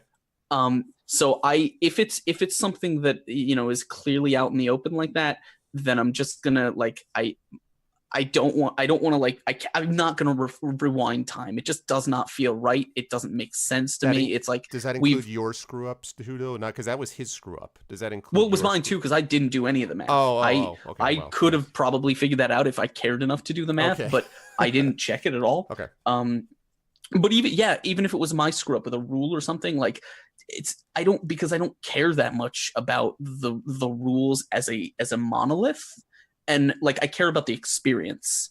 And if resetting, because somehow I can never imagine how resetting in time and going back to that moment and then taking that character out of the game would have improved anything about anyone's experience. However, if it is something that I mess up in, and I do this all the time, I mess up an NPC's name or a piece of information or a clue that they're supposed to give or something like that, or, you know, whatever, and no one notices, and it's just all in my own head. It's like, okay, then just go behind the scenes and quietly fix things, because that's what I do a lot. And if they don't know, then it's fine. I don't see the point in letting them know that something, like, it's the Matrix thing. It's like, deja vu, but who cares what they went back and fixed? Right. Okay. The experience is the same, I hope. Louise, you want to weigh in on this on either side, DM or player, if you've ever had this experience? Well, my details might be a bit sketchy because this was a long, long time ago. Back when I was DMing a game, the round the table game, one of my players managed to find, we were in this dungeon, one of the players managed to find a loophole that got them into the final room where the big bad was, when ideally there was many other rooms they could have gone, and in a lot of those rooms were things that would have really, really helped them with this very big, very kind of scary fight. But because they kind of just went straight in and were like, no, this is the way to go, and it was my fault for having this loophole that I didn't even realize was there when I was making it, they just walked straight in to Hell's Gate and everything went horribly wrong. They survived. They managed to survive it by some stroke of godly luck, but my heart was racing for the entire time because I was like, this is my fault, they're all gonna die and I don't know what I'm going to do. Okay. So I haven't been in a position where they actually did, like, it came very, I think one of them was on 1 hit point when the battle ended, and the relief on their face and my face and everyone's faces was great. It was a moment of, let's breathe, everything's fine. But I feel like in the situation where a player loses their character because of a mistake that you made and you made, it's not fair to that character to be like, you're out of the game, sorry, you roll a new character, get a new backstory, find new passions in this new character. That's really, really unfair to that character. I feel like what I would do in that situation, and there's been times when characters have kind of gone unconscious, but they're not quite dead, they're kind of petering on that fine line between life and death, where I feel like you could do something with that, where if a character goes down, it's your fault, not the player's. Extend that moment if you can. If there's a moment where you know that there's a healer in the group that is making its way towards there, but maybe won't do it in the turn that's needed, accept that and let that happen. Can I pose an added question to this? Because you brought up something that's really interesting to me, and it's something that you were talking about, the same thing. Your players kind of opened the door to a fight they were not prepared for, and they got steamrolled. My my group did the same thing. I don't think any of us want to TPK our group. That's not the goal. It's never the goal. No. Right? So if your players walk into what is essentially a TPK, do you sort of basically give them the steely eye and say, like, you guys should have been running 3 rounds ago? Or do you actually sort of manually put the brakes on, or have the enemy like beat them to like within an inch of their life and then mess up so they can sort of gain a little bit of a foothold or something like that, just so you can not actually, basically, essentially, you come right to the edge of beating crap out of them, and then you kind of slow things down so they don't actually all die. I make a lot of hints, and in that one specifically, I got to the stage where I thought they're definitely going to die here. They're definitely going to die. Mm-hmm.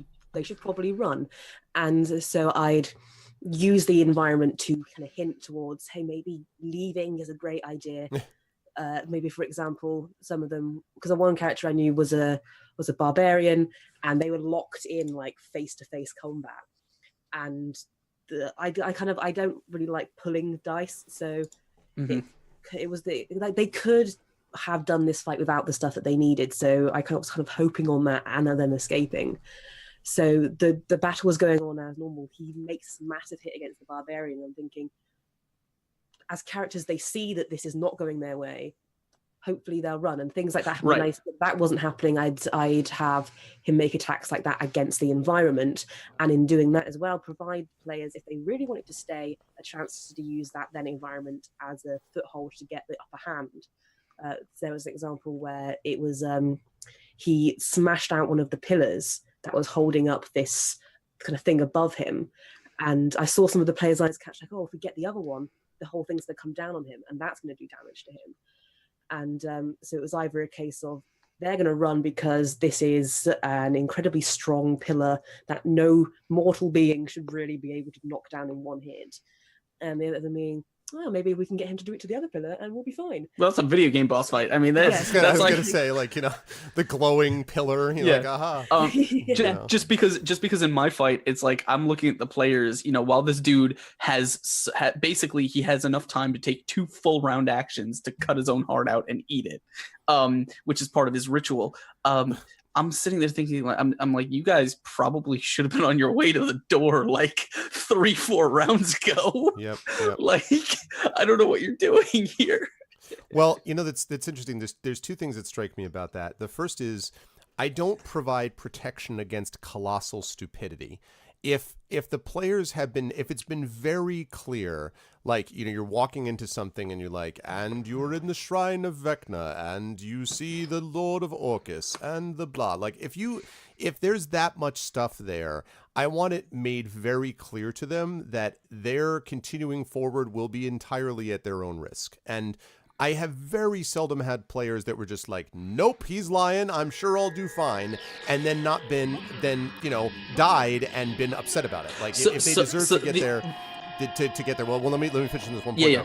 So they deserve to get there, whatever. Like, so there's no protection against stupidity.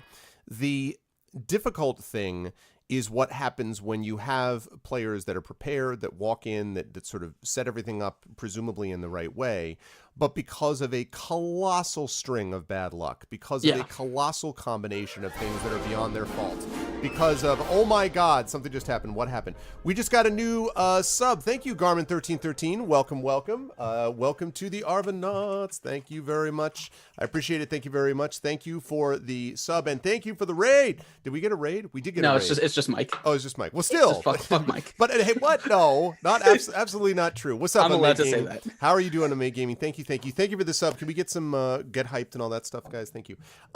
But so when it's something like that, then I need to sort of weigh these factors against each other, which is, based upon purely what the rules are going to say, based purely upon what the numbers can happen, part of the excitement is somewhat of the randomness, right? The reason that people spend $1 billion or whatever the number is on poker is because poker does have, despite its element of skill, an element of randomness also. The reason we like the underdog story and we have the D&D stories where the guy comes back from nowhere, Louise, you mentioned the tremendous streak of luck that allowed them to survive somehow.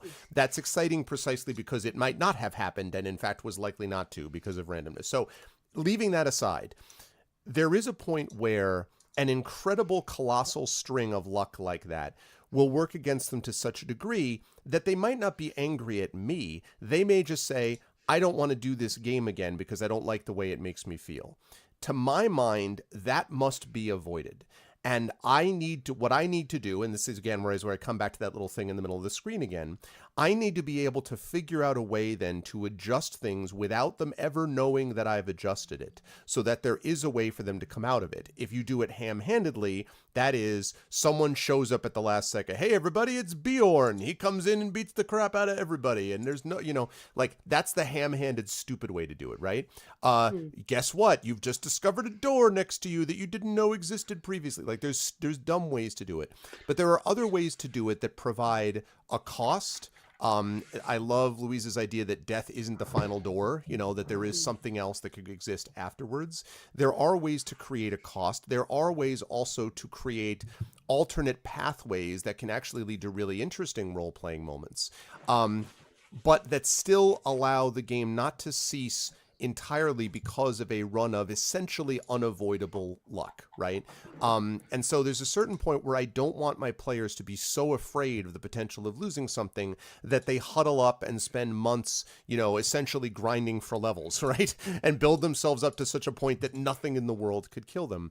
So those are the moments where I think it's important to be able to turn around and say, this, there's a bigger picture here that I can't lose sight of just in the name of following essentially the letter of the law based upon the dice rolls that God made or something like that. So, yeah.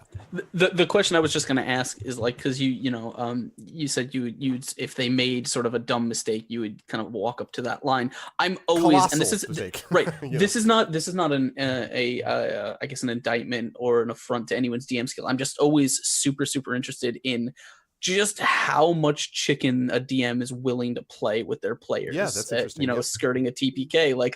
Are lots of DMs will hover that line, but will anyone really press the button? I don't know. That's a good question. And I bet there's also a difference here between streamed games that have a viewing audience, no, absolutely, and games at home. Because I think people at home, although they'll get invested with characters, the deadliness of it, although it's there, they can start up with another character because there's not as much value placed on it. But oh my God, can you imagine if episode 70, Grog buys it in Critical Role, right? And everyone's not even a character, because in Critical Role character death didn't mean much, but it's like, but no one would ever let Matt TPK the group halfway through the campaign. With that, yes, but then it's different there. That's not words. That wasn't. Almost. I agree entirely. You don't say. Really? There was this one time where we did have in a game that I was DMing a TPK, and it was one where it wasn't a mistake on either of our parts. The situation kind of naturally flowed into it because it was almost a final stand. There was a bit of unluck. It wasn't majorly costly like nat ones every single time. It was a fight until the very, very end, and it was so close until the very, very, very end, and no one knew which way it was going to swing. Were they going to win? Were they going to lose? And it just so happened that one by one they would fall. And then when the last one fell, we were all kind of quiet for a moment. We were like, and my head was running. I was like, okay, great. That was the first TPK I've ever had. But then what we built from that was playing on the idea that death is not the final door. And this was actually one of my favorite campaigns I ever DM'd, because for weeks and weeks and weeks after that, we were still playing the exact same characters, but playing them in death. They were kind of rejoined sort of, but not all of them was there, and they had to, it was essentially almost like starting a new campaign entirely. They still were the same characters with the same motives, but they were in this situation that they now needed to get out of. and so many things would happen in that timeline of from them trying to get from point A to point B in this weird purgatory limbo kind of situation. And when they got to the end of that and they reached this motive, they had this common goal. They did, I can't remember exactly all the things that it was they had to do. They got to the end, and one by one, they woke up in the same room. Not that much time had passed, but they were rejuvenated. They had the strength that they needed to defeat the bosses that defeated them and come out of it victorious. And that moment where, because they didn't know where this was going, they didn't know when they'd wake up or if they'd wake up ever. And that moment where it was like, and Casey, your eyes open, and you see, and I describe the room that they all knew to be the room they died, and them just freaking out was the best thing about it, because they were like, oh shit, we're alive, oh let's take that. And then their takedown of the people that killed them was even that much more better. Oh, that's super cool. So many stakes in it. That's super cool, and it is a real measure of the importance of flexibility to be able to follow it down that path. And that's, I think, one thing that I want to make clear that I think is important for all everyone out there to remember as dungeon masters and game masters is that although there are many similarities to stories, and obviously we all love stories, and I'm an author, and that's what I do for a living, teaching and writing it, so that's about stories, and I love stories, but there is an enormous difference between role-playing stories and between typical novel or short story stories, and that is there is one set path within the novel which you may not know, and it could be that it could go direction A or direction B, depending, but I end up going direction B, but I do go direction B, and if you go to page 300, 100% of the time, it will have been direction B. That's not going to change. Whereas in a role-playing game, because it is a collaborative effort, you absolutely cannot railroad those characters into the one set path that you determined for them, or it's not them. It's you then moving pawns around a chessboard, and that's not interesting, probably even for the person playing chess. What is the point of playing chess against yourself? Why is that of interest to you, right? And so the idea of flexibility, where you could, in your case, Louise, you did that on steroids. You can take this thing that's life, switch it over, and then essentially a separate campaign on the other side of life, and then you get back on the other side, and it was that's awesome. Like, I love all of that. It's a hell of a lot of work, but I think the flexibility of that is extraordinary, and it is literally three-dimensional, right? Because you're literally like on the other side of life itself. Nope, I had that set up, which is why I was joking with you, Askren. Like, you never tell people that you didn't have this planned. You're like, you go along, and at some point they're like, and you also, as a magician, you never let them know your tricks, right? So they say, did you have all that planned out ahead of time? You're like, that's a good question. To be fair, like I maintain that illusion for a little while, and then after, like, at some point in the campaign, I'm like, no, you guys should realize that I don't actually have any my notebook is empty. It's like there's nothing in here. But is that like one of the sad, like, I'm a broken man. Look, there's my notebook. I've got nothing. I got nothing left. Even as well, when a player kind of is like they draw dots between something that you hadn't even realized, and they're like, oh, this must be this because this, and you're like, yeah.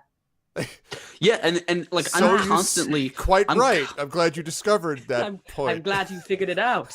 I'm constantly looking for new connections to draw and like new things to put together, and it's like, like, what pieces can I use? What have they focused on that I didn't even care about that I can then sort of build up for the next time? Like, I don't know. Like, I think that's just what we do naturally, right? Yeah. I think you're probably right about that, but that is funny though. Like, you've found the deep logic at the center of my puzzle that I clearly knew ahead of time.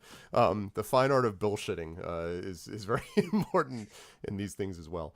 All right, well, let's jump forward and talk a little bit about this product review, because I know we had some people that wanted to throw some questions our way in chat too. So I mean, we could just take questions if you want. Did you want to do your thing though? I don't give a shit. Okay. I don't care. Okay, that's fair. We were going to do a product review thing, but we will. Hi guys, if you're running the Curse of the Crimson Throne Pathfinder adventure, which is fucking fantastic, by the way, easily the best published adventure path that Paizo has ever put out. Probably so many good things about that.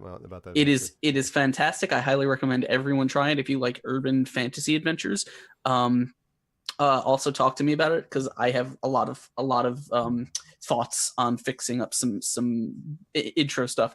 But I happen to be in the 4th book of that adventure, and I've been giving some major props to a small company called Legendary Games, who is a small publisher who publishes Pathfinder supplements, classes and NPCs and villains that you can just pick out of the book and use, and they're already statted up and ready to go, and they're really cool. But this particular plugin that I was using is it's specifically designed, so they make some mini modules that are designed to slot into some of the Pathfinder adventure paths. This one is called Hero's Blood, and it was designed specifically to fit into Curse of the Crimson Throne in the 4th book. And it's called Hero's Blood, and it's really, really good. It's about a fort and an evil spirit corruption that's killed everyone there, and it's basically nearly TPK'd my party of really heavily optimized level 10 players. And so yeah, if you're looking for a cool little module that will kick your party's ass, I highly suggest this one. That's and awesome. It's pretty dark and grim and stuff. So if you like that kind of thing, there's a lot of goodness in there for you. But yes, it's a high quality thing. It's real cheap. Definitely suggest checking it out and stealing it, even if you like 5th edition and not Pathfinder, because who cares? Editions don't matter. You have a Catfolk Ranger going in a Curse the Crimson Throne campaign. Do you know? That's awesome. Yeah. I actually don't have a Catfolk Ranger. I have, but we have, we have a really mundane party, actually. It's just really fucking mundane. I want to just quickly, since you mentioned Legendary Games, I want to, now this is not a thing I can review yet. I just want to express my unreasonable level of excitement about this. And that is, I don't know if you guys saw, and probably everybody knew about this but me, and I'm just late to the party because life. But oh my God, Goodman Games is doing, and will have released fairly soon, Into the Borderlands, which is In Search of the Unknown and Keep on the Borderlands in a 300-page hardcover edition. Take my money. The first module I ever played in 6th grade with Aaron freaking Holcomb as my DM in Recess. I remember every aspect of it was Keep on the goddamn Borderlands. I saw this and I'm like, who do I throw money at now? Like, can I drive somewhere to throw money at this thing? Are you joking me? Like, they were like, well, and I saw people complaining about this in Ian World. They're like, well, I don't really think you need 2 different versions of the same thing. I'm like, I'm sorry. Let me go back to the beginning. This says Keep on the goddamn Borderlands. I don't care if they put this on a cinnamon roll and have you eat it. It's Keep on the Borderlands, for the love of God. This module is... I cannot even explain how excited I am for this release. I have no idea if it'll be any good, so I can't make it a review. I'm just telling you it's badass, and if it's just a straight 5th edition conversion, I will buy the shit out of it. Yes, it is. It is a 5th edition conversion, straight up. It's a 5th edition conversion of Keep on the Borderlands. Then I'm gonna buy it. Yes. Another thing that's just gonna get a little shout out from me. My good friends over at Jetpack 7 made this really crazy supplement called Gods and Goddesses. They've got another one, Masters and Minions, coming out. But seriously, the book is fucking high quality, man. That's cool. I've got a real quick one to give as well. Yes, let's see it. The wonderful people at D&Dice who make amazing dice. They have solid gold ones, which are... Official sponsor for Will and Encounter Roleplay. Official for you can get 5% off by using the code Encounter Roleplay. So if you need some new dice in your life, and let's be honest, who does not? So they're all about that. I actually, he said he had seen that, and I took a look at it. That's cool. I like that. I have a friend of mine who gets a particular kind of science dice that he was like, it's cut in a particular way that makes the thing. I was like, okay, but dnddice.co. Okay, good. I was gonna say, so you put the link in. Cool. dnddice.co. I brought some that are arriving tomorrow. I don't know them, but nice. I can't play. I'll have to check them out. I get all my dice from Tabletop Loot right now. They're good. Tabletop Loot and then these guys, but they actually are advertising on their stream a legendary steel dragon, Damascus Steel. Their set of dice are made from Damascus Steel. I think we should just let that and people are like, but they're just dice. I'm like, I'm sorry, maybe you didn't hear me.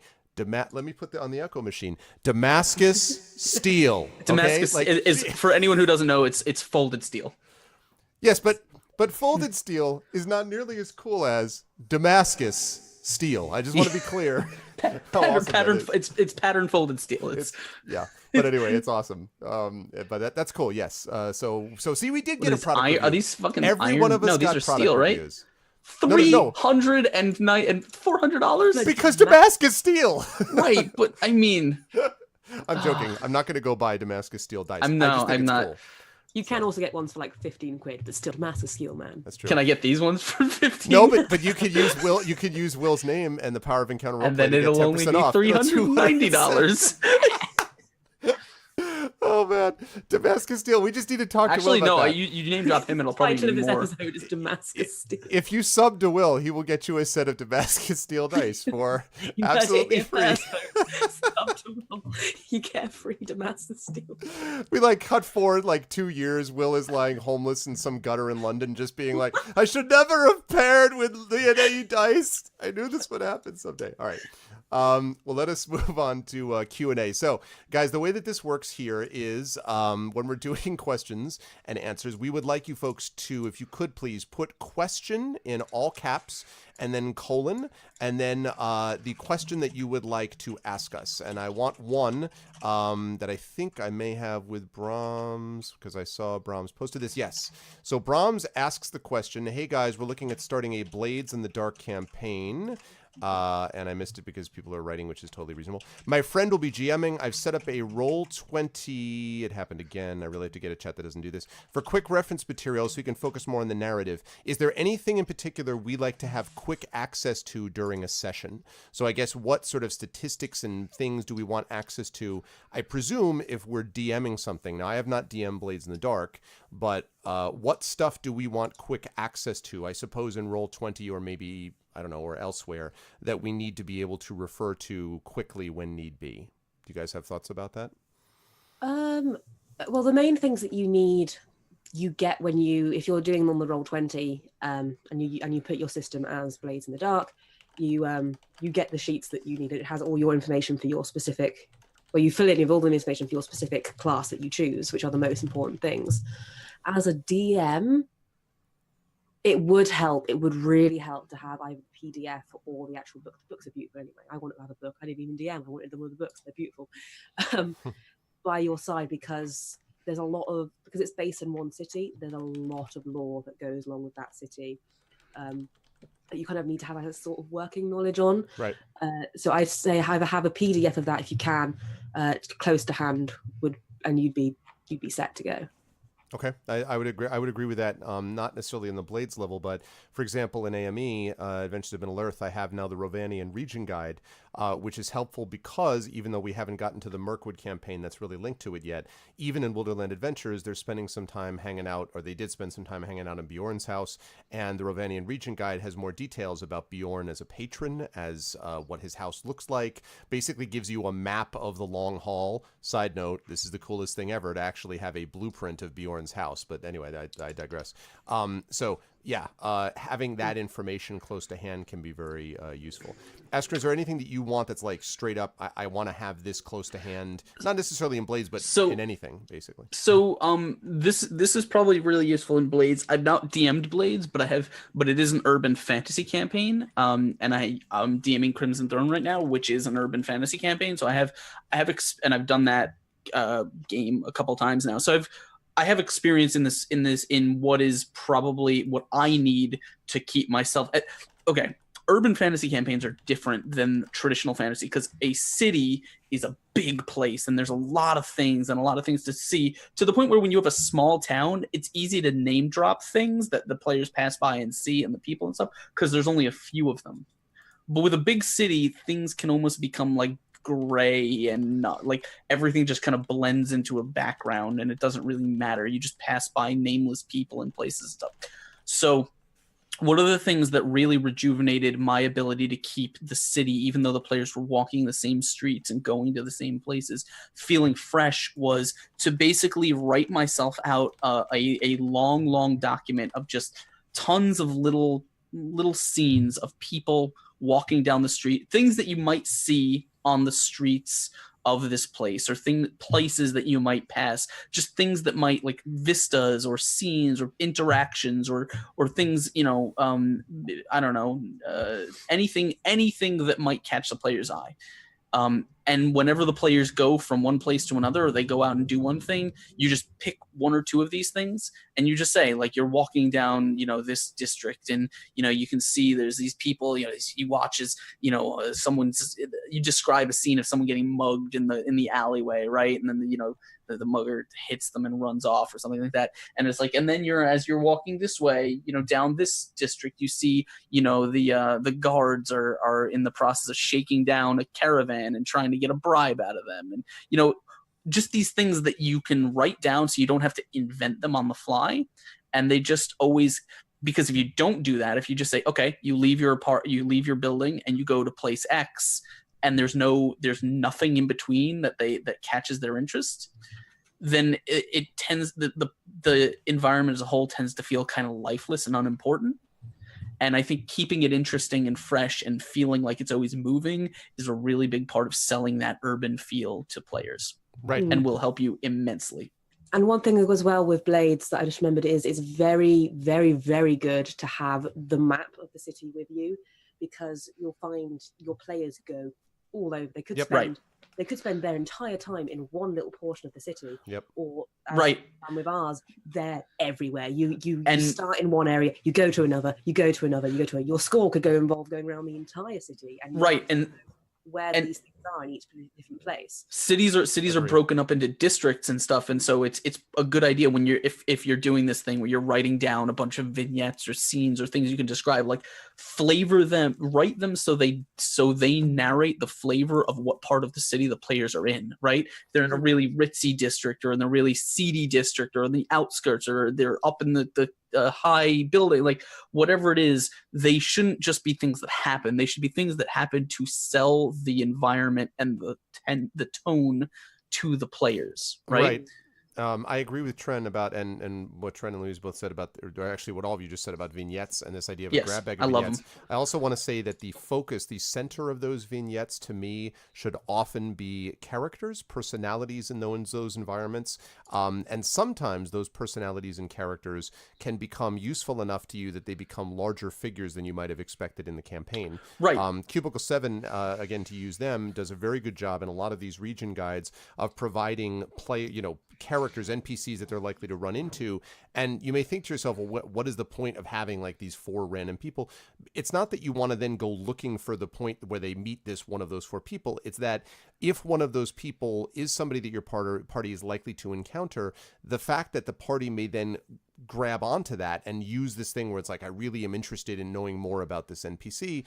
You read the room, right? You say, okay, now that I know that this is of interest to them, this character is of interest to them, I can use that to sort of build their interest in the district. So although I agree entirely that the district map, I agree that having an understanding, not just in cities, but in wilderness areas, that's really useful. But having characters that are kind of anchor points for the players in those districts is really important. One quick note, WotC also did this well on the wilderness scale with Storm King's Thunder. The Savage Coast section of Storm King's Thunder is really well done and is frankly a treasure trove of adventures and encounters and NPCs that's not just about Storm King's Thunder, but is usable in a lot of areas not just related to that. So that's cool too.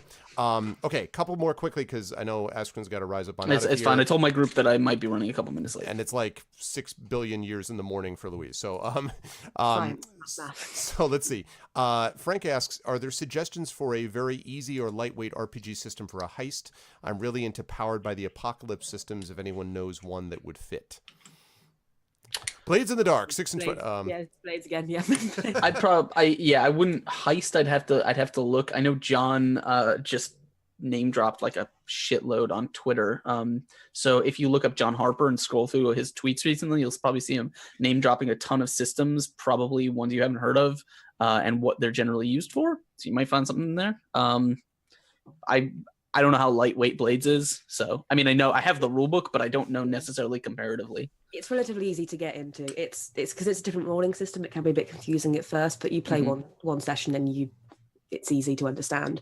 But yeah, the Blades are set up to be a heist game essentially. You do heist and then you win or you lose. I would also you could probably, I can imagine doing a really cool heist scene and conflicts and stuff in Mouse Guard, even if you don't use the Mouse Guard world. Like the Burning Wheel system itself is probably pretty cool for that. Okay.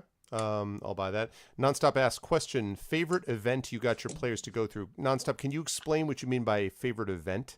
Like, can you just explain what you mean? Like, because I can see several versions of that. Mhm. As he's clarifying, oh my God, I was about to ask a question and Dino's like, the mother of all questions. Oh, geez. Casual Canopies asks, what's the deal with this goodbye you mentioned? I don't know if you're referring to the goodbye that Louise did on Blades in the Dark, but it was unbelievable and amazing, and you should look up an episode, which Louise no doubt knows right off the top of her head, that you should look for.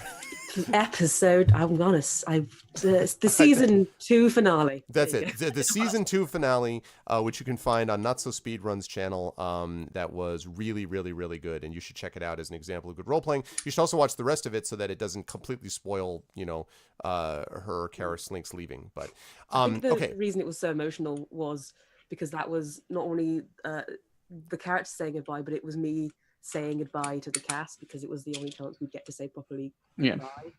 So it was a goodbye of Sling to characters that everyone means a lot to each other, and goodbye from me to the cast of people that I'd grown to love. Yeah. That's cool stuff. Let's see. Dino says He's basically saying, so he's asking about the an adventure path that gives you NPCs to run along with the players. Okay. He's using a Pathfinder adventure path, but it's basically exactly what Out of the Abyss does. okay.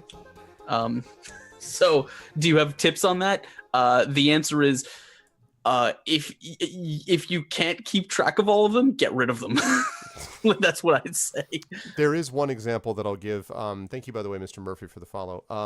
The one example that I'll give, and I don't want to go too far into the, well, I don't know if my players are going to watch this particular show, but in Storm King's Thunder, which I'm currently running, there is a section in which you're also supposed to run a set of NPCs in addition to your own characters. Yeah. I don't agree with this model, especially because at the time that people are getting this, they are very low level and in some cases are not particularly experienced, and asking them to then also become a character when they haven't really come to grips even with their own character, with all respect to those in Blades in the Dark who play multiple characters all the time, I think is a bridge too far for me. So I actually jettisoned that idea. I think it can work at a higher level, and I think that pacing-wise it was off. I think if it had happened in, Chapter 5 when the players have got their characters down a little bit, it would have been more effective than having it happen when it did. So that's an example of, trying to run NPCs along PCs that just didn't work. So there are other examples of that before. So his question specifically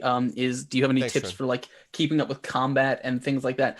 So Out of the Abyss, I don't know the specific Pathfinder adventure path that gives you a bunch of NPCs to run. Like I know Jade Regent kind of does, but I fidgeted with that for a while, in my own narrative way. But Out of the Abyss does this in the sense that like literally the first thing that happens in that campaign is the players escape from jail with like 7 or 8 NPCs. And they all have different personalities and they all have information. They all have like trusts and distrusts and likes and faction relations and stuff like that. That's too many and NPCs. it's just, it's so much. And it's just like, I was reading this and I tried to keep up with it as much as I could, but I'm like, there's just no way I can make it. Cause like, if you imagine if you have 4 players and then 7 NPCs, it's like, No, you can't literally have the majority 11 of the group people. is just the DM talking to himself. Yeah, exactly. Which Trend does all the time on my voiceover things, but I don't want to put the poor guy through that more than I have to.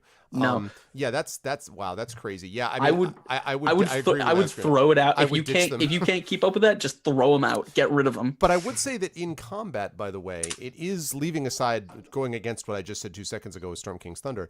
The problem I had with that was that they really had to invest themselves in characters that they didn't know when they hadn't even invested themselves in their own characters yet. But I do think in combat, it's not the worst idea in the world to be able to have to basically say, okay, you are going to run to each of your 6 players. Right. If they run have one to be additional there, player. I would be there. They can mechanically be managed. But story-wise, that's hard to do it. So I would say mechanically manage it until such time as you can off them in some logical way.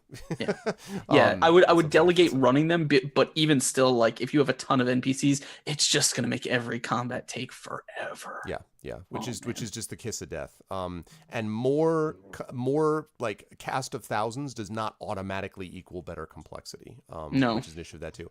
I'm glad, Mr. Murphy, the best random encounter of my week. This is great. I'm glad you like it, Mr. Murphy. We appreciate that. Okay, I will take one last question, and then we will wrap up today. So I think Nonstop asked, how about the moment that made you guys laugh? So is there a particular moment in our campaign that made us laugh? Yes.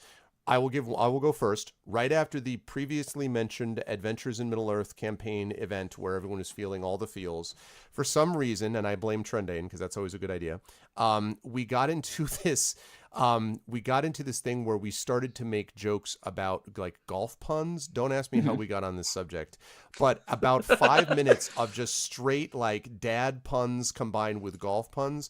We were just rolling laughing. And of course, part of it is it's an experience that you have if you've ever had the unfortunate need to go to a wake or a funeral. Some people are surprised that funerals, which are of course very sad, somber events, also have a lot of moments of surprising levity. Why? Because we are human. Because humans are bound up in emotional conditions that means sometimes we do seemingly contradictory things, and that means we do not simply spend time weeping all the time. And so we needed that moment of people just cracking up and making jokes, and it set off that incredibly moving moment that we had with Inga and the confession about her husband and all this stuff. It set off that moment beautifully. This trend gave this wonderful moving thing about pacifism and about getting past this desire for war, and all this stuff is great.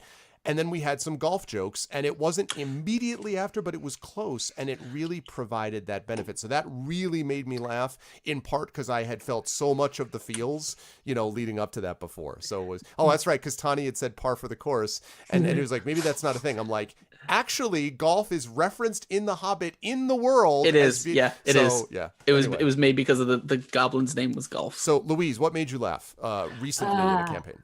In the last thing. There was this one shot that we've done where I was a half-orc barbarian called Vega, who was a Pee-wee coach, which was my favorite characters I've ever made. And the entire kind of one shot that we did devolved into a lot of running around into battles, yelling the team slogan, which was "Ride together, die together, bad boys for life," and it ended with this whole competition that we had. There was a big game. We all had to get prepared for it. We won the game, and we were just chanting as people were dying around us. Right together, die together, bad boys. And it was one of those ones. It was really late for me because time zones, and so I was just delirious.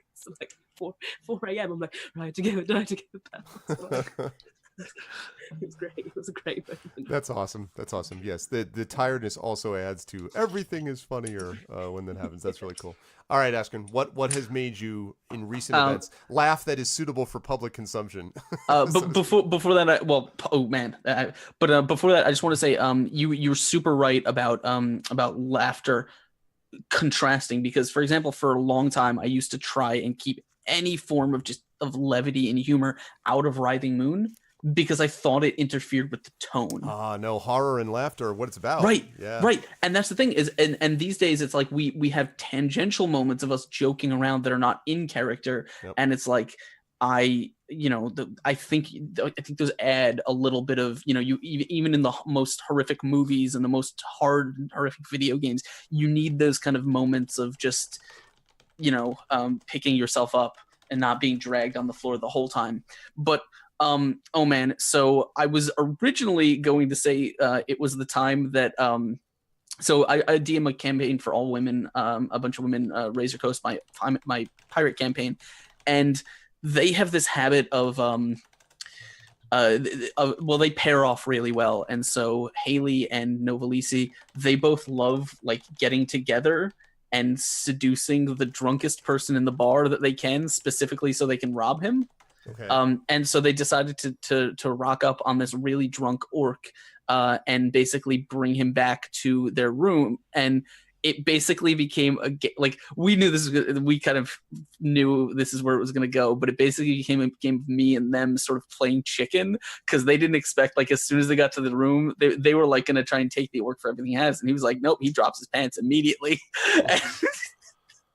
And like it just became a game. Like it became this really hilarious game of chicken between me and these players, and we were all like rolling out of our seats. But also, that's not exactly fit for public consumption.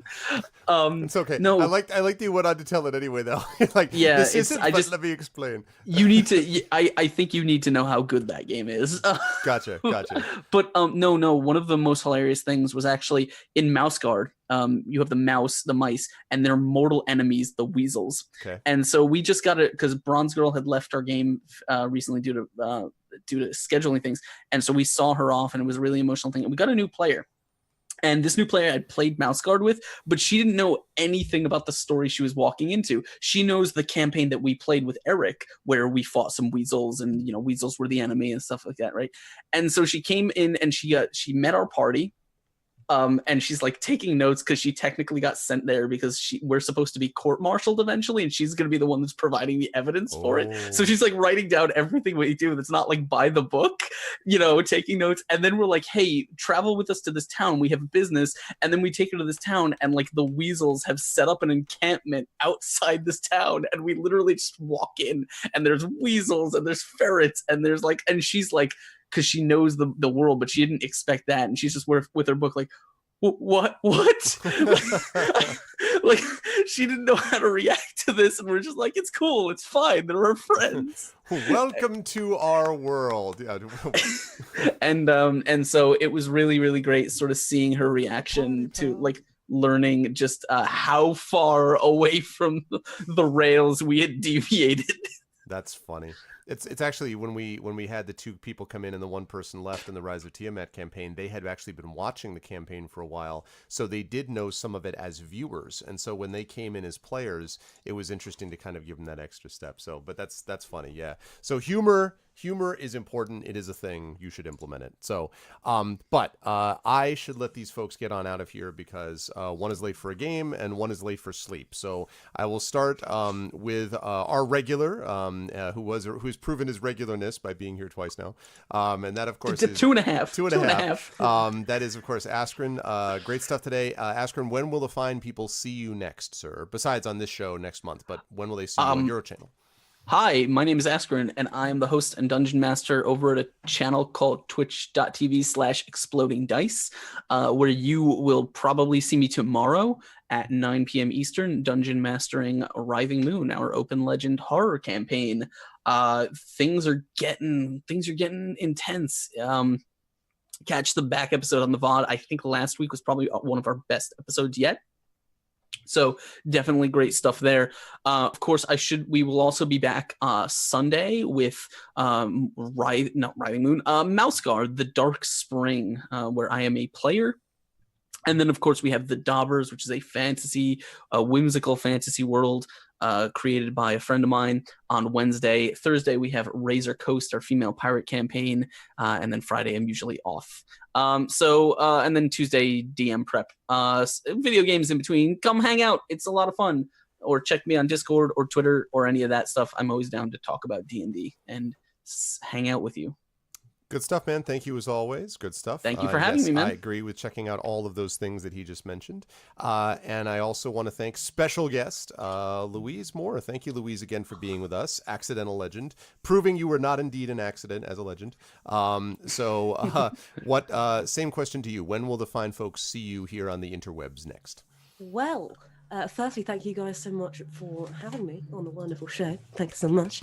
If you did want to find me in times of need, you can do so on Twitter, which is no more, no less. That's more spelled MOORE. On my Twitch is Accidental Legend. You can find me playing a druid on the Wonder Quest podcast.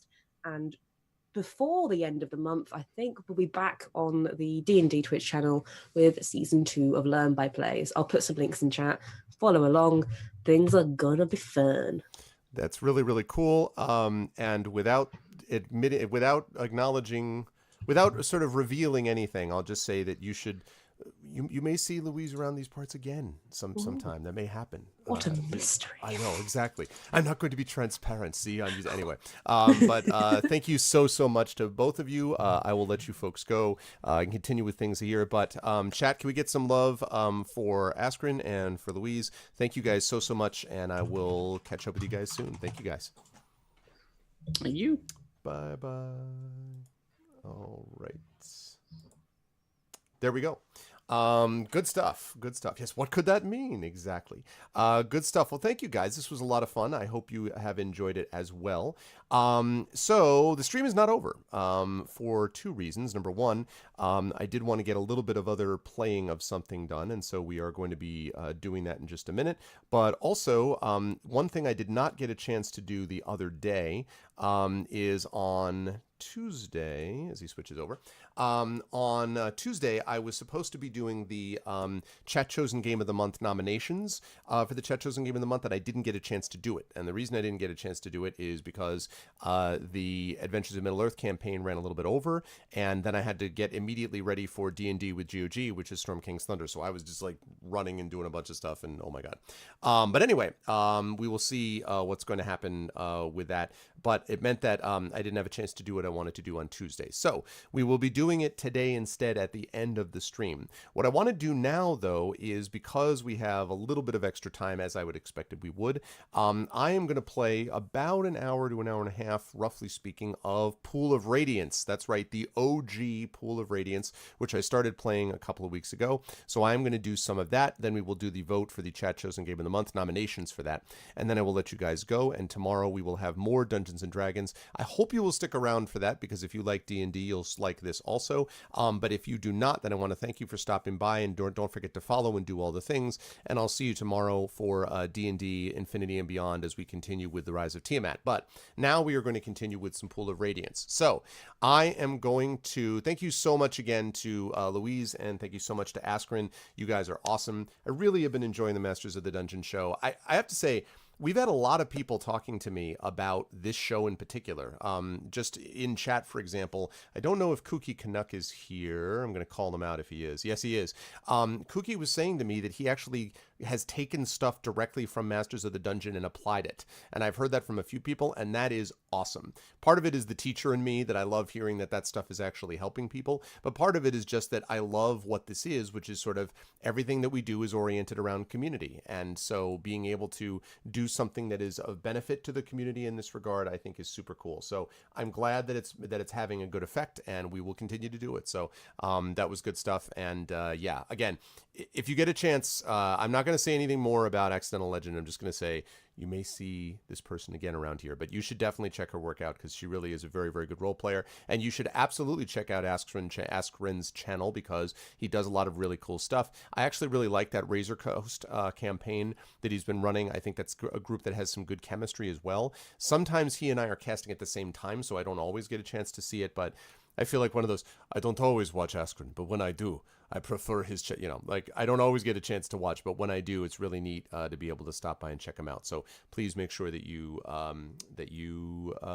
check out his work as well. But now what I'm going to do is I'm going to not stop the stream, but I'm going to stop the recording for a minute, and then we're going to get started with the next thing, which is going to be Pool of Radiance. So I'm going to stop the recording for just a moment. And thanks to all of you watching the VOD for Masters of the Dungeon, and we'll see you for next episode next month.